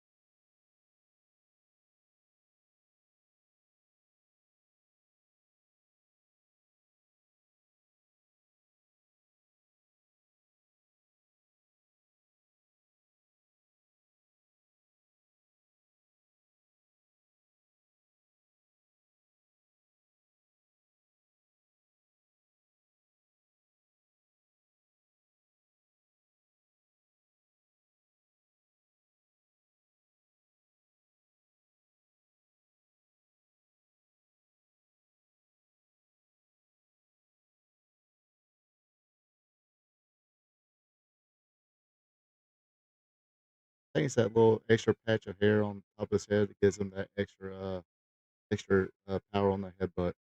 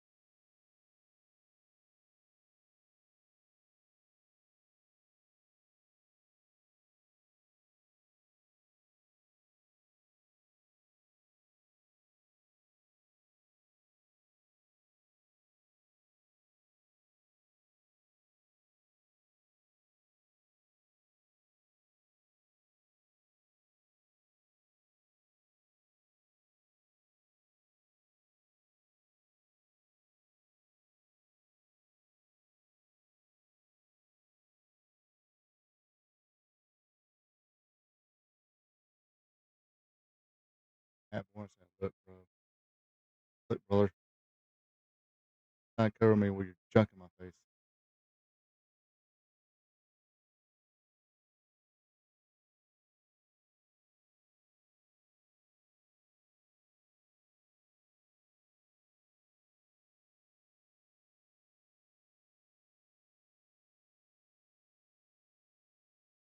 Well, give Brett Sawyer a thing. He had a pretty good drop kick. Now his brother Buzz, man, he had probably one of the smoothest looking power slams.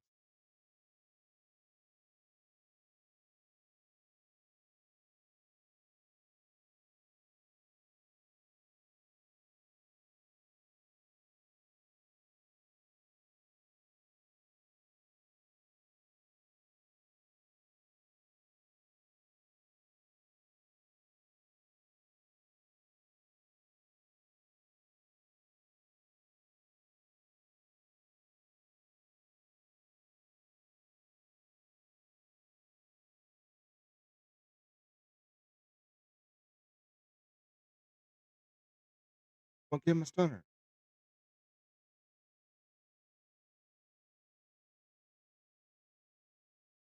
So yeah, we got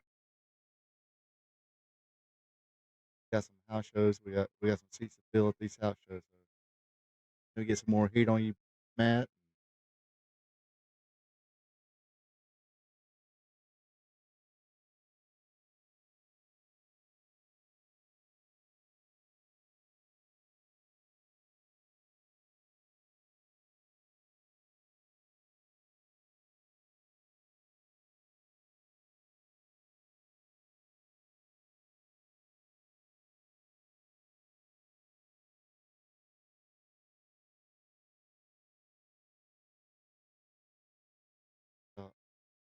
Women's like, "Oh, little Brett, you okay, little Brett?"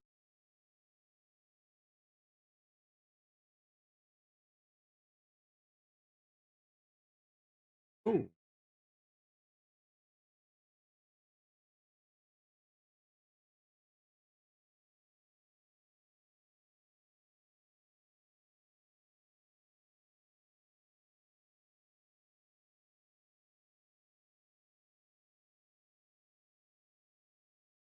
here comes security now. Back up.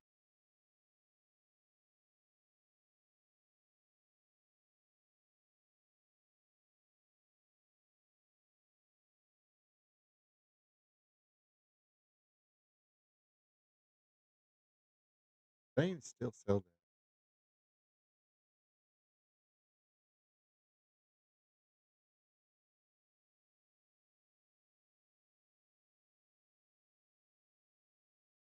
I'll be damned, they still do.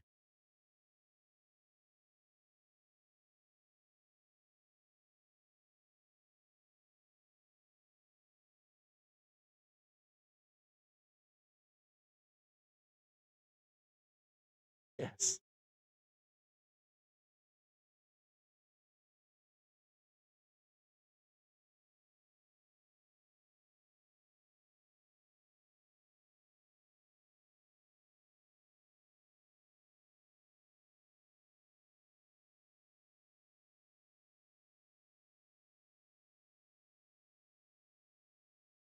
Oh, I like that been good. That sounds like a good double feature. Nice Dreams and Stir Crazy was a good movie. Uh, Anybody ever watch these old commercials, especially these chain places like Kentucky Fried Chicken and Crystals and Burger King, and especially in the '80s? I think, damn, back in this, back in those days, those were actually those places were actually pretty good.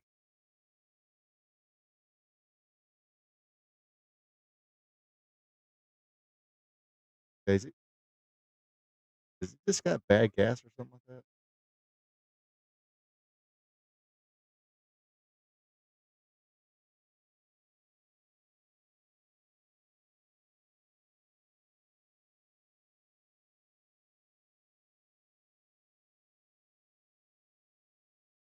Oh, Hack Sawyer.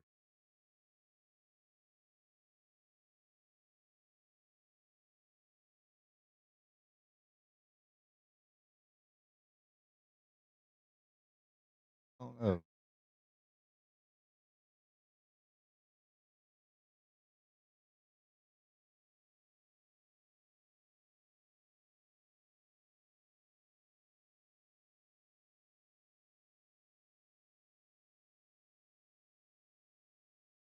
That Korean guy, man, he looks like he's got, like I said, got gas or something like that.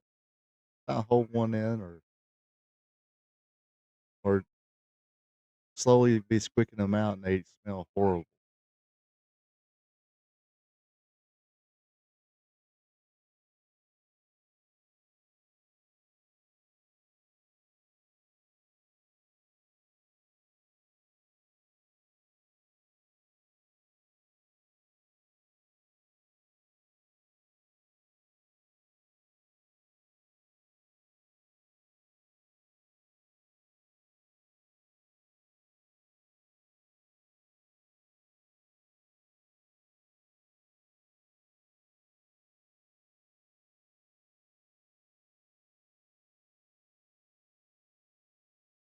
Indeed.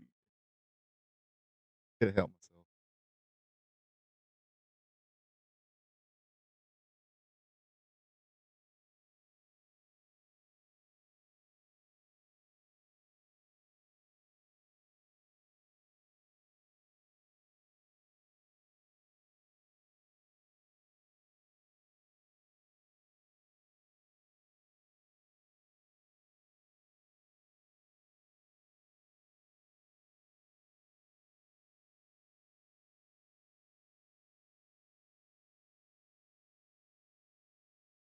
Now that was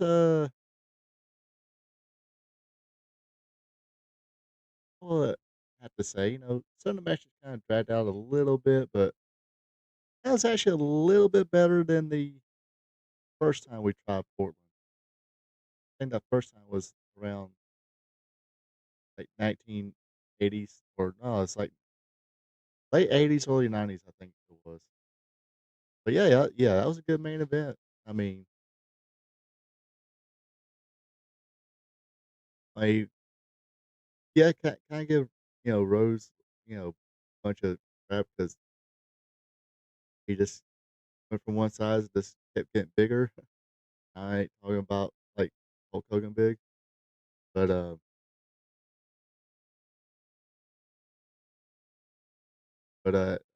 he was a pretty good worker.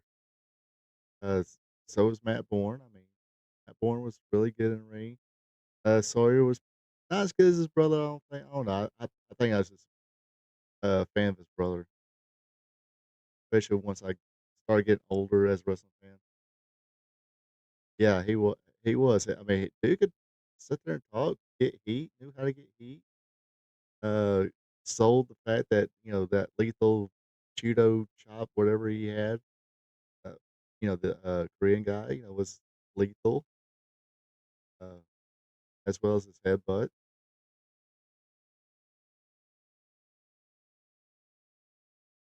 The fans seemed to dig Matt Bourne. But seemed like they dug him a little bit more than they did. Uh, what do they call him? It's Brett Sawyer, but they call him something else, Hack Sawyer or something like that. Oh gosh, we're not gonna be calling, Brett Sawyer Hacksaw Sawyer, especially at that phase. I mean, he did bulk up a little bit, but still kind of a short guy. Um, I remember, I think one of the last times I seen Brett Sawyer was in WWF. He, he was calling himself the Bubblegum Kid, so passing out bubblegum to all the kids. I think it was Down Dallas Page was doing color commentaries that kept making fun of that. Look, there there's a bubblegum kid passing out bubblegum to all the kids and giving them cavities. But yeah, like I said, a little bit better show. Got to see a young King Parsons with full head of hair, not the kind of the mohawk look he would uh use later on. Uh, being a babyface as well, and uh, so what can you say about Ice Parsons that we didn't say already? I mean, when he turned heel, I mean, I just you almost wanted to cheer him again and make him a babyface because it was so entertaining at the time. And it would have been, pretty easy to do too, especially in World Class. World Class, it was already a babyface. He didn't turn heel till UWF. That was a trivia question for a couple or a few minutes. But yeah, better show than the like I said, late '80s, early '90s. We watched.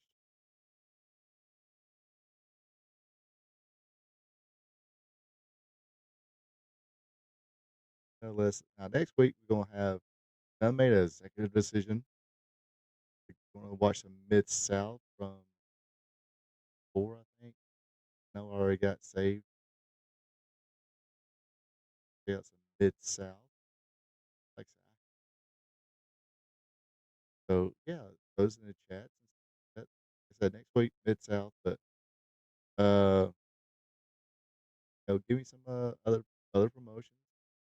Uh, I definitely might have to do another maybe a global South Atlantic Pro maybe those. I like to find some more. I like to find a deep South wrestling. That like I said, 70s is really hard to find. Sometimes you can find Memphis in the 80s, but like I said, I think we just did Memphis, what, last week, wasn't it? Nice.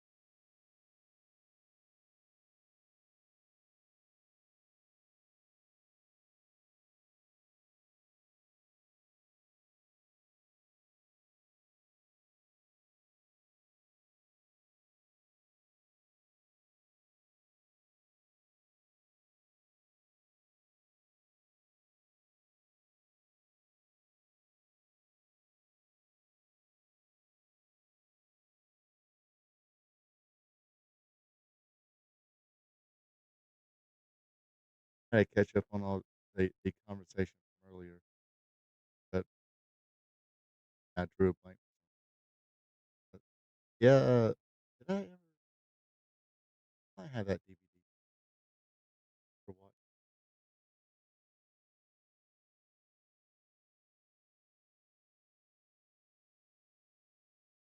Take that back.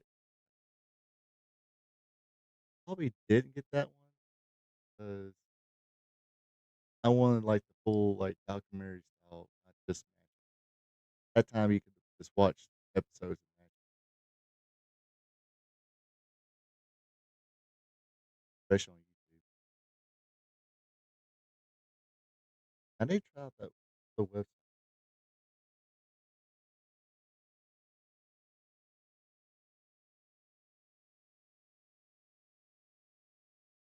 Uh,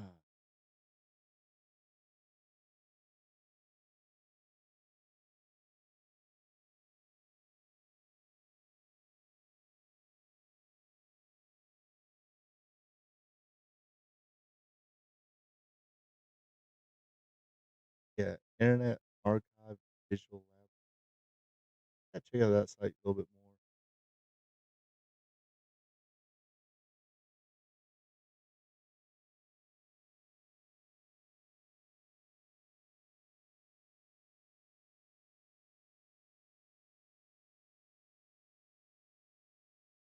If they have anything, especially from the 70s.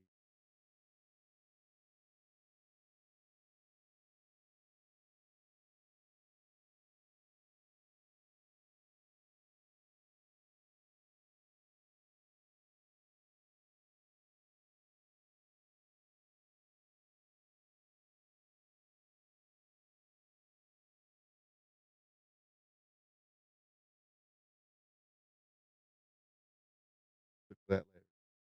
Anyway, I think yeah, I think that's the only reason I didn't. I don't remember. I think I didn't get it 'cause I was wanting full documentary plus match like they did for like the Rise and Fall of ECW, the Rise and Fall of World Class, which the independently done World Class documentary. I think it was better than WWE. A little more caring was done in that. But like I said, that's, I had YouTube, so I can always, especially go on YouTube, watch old Miss South episodes.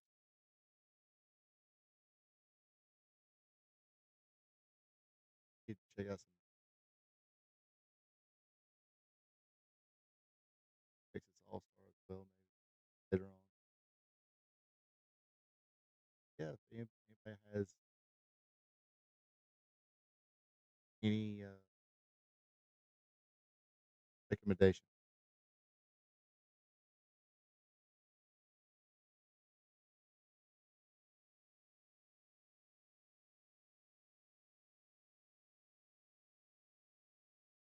which one do you think is? I mean, me personally, I like the one.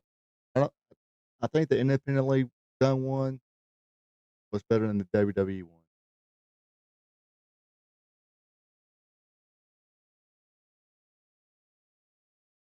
It's like I said, what I mean by caring is like the people who done it independently done one. It was done with uh, because they loved the area and knew the people and all that good stuff. It wasn't just I hate to say it, WWE. Right, good cash grab here. Select world class.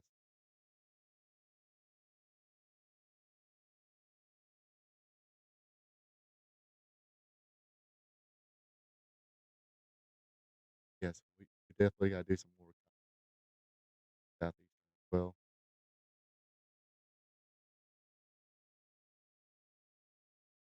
Yeah, I mean it's more in depth, more. I mean more passionate than.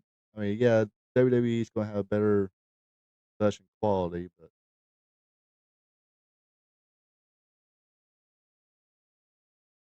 and that was done.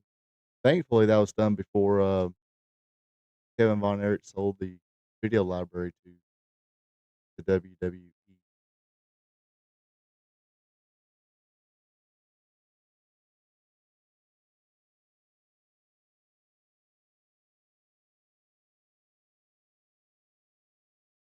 Yeah, I mean, you know, we was talking about movies and stuff like that. Particular wrestlers, like there's a lot of other documentaries you can do on pro wrestling. Uh, the Knoxville Wrestling War, the Atlanta Wrestling War.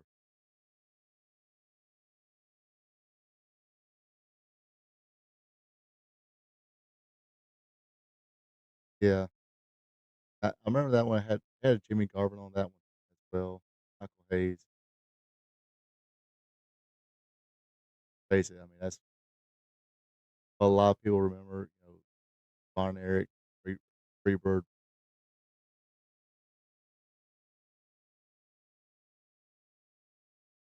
Yeah, the same people did the world class one. Also did Gentleman's Choice, one about Chris Adams.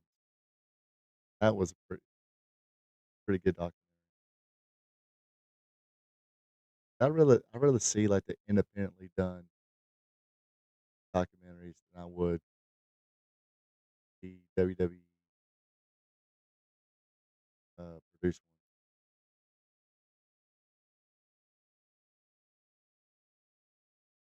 'Cause, I mean, yeah, the WWE is gonna have better production, but somebody's doing it independently. That means they actually have a interest in it, not just yeah, I'm just gonna make this.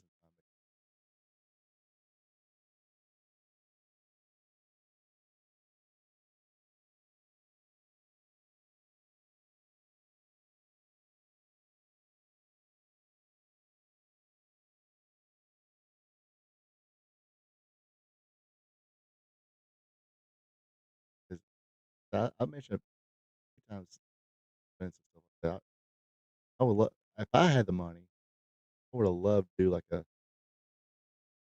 maybe a 2-part documentary, Georgia wrestling in Georgia.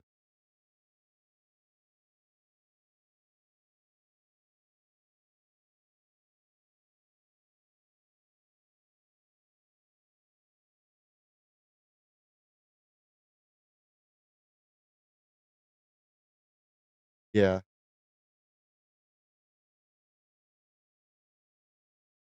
I mean, even Kevin said it in his shooter or yeah, shooter, yeah, in a movie or in a documentary as well.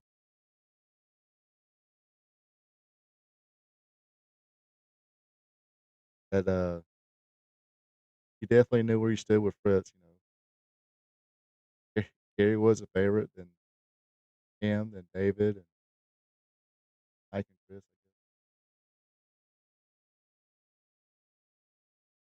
But I mean, supposedly, uh, David was a lot like Fritz as far as business wise, which I didn't know this till like later on, as well as like uh, David was already kind of making a good bit of money, uh, doing it not in wrestling, but I think he was uh raising and breeding horses.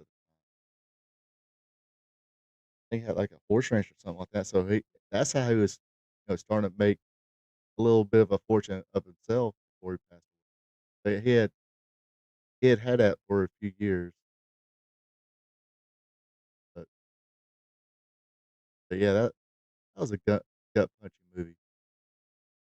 But and of course, I did do a review of the Iron Claw movie. Check it out on on channel after this. But anyway, I'm gonna go ahead and call it a night here. Um,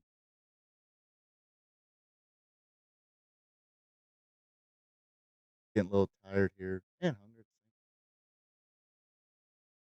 Um, so anyway, appreciate everybody. Check this out.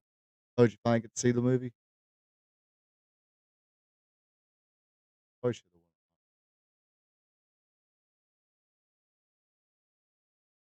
Anyway, appreciate everybody tuning in.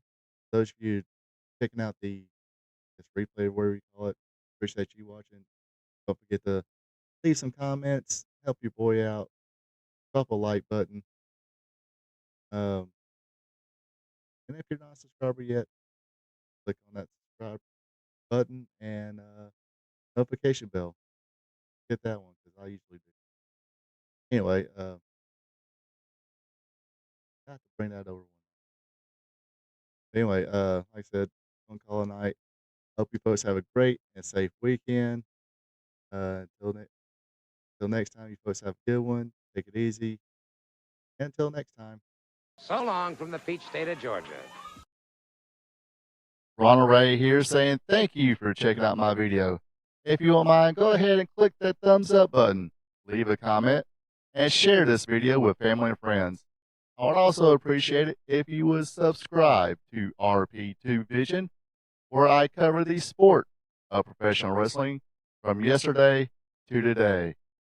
Now don't forget to click the notification bell as well, so you will be notified when my other weekly content is available, like Wrestling Trivia Tuesday, WWE Raw Recap, and AEW Dynamite Recap.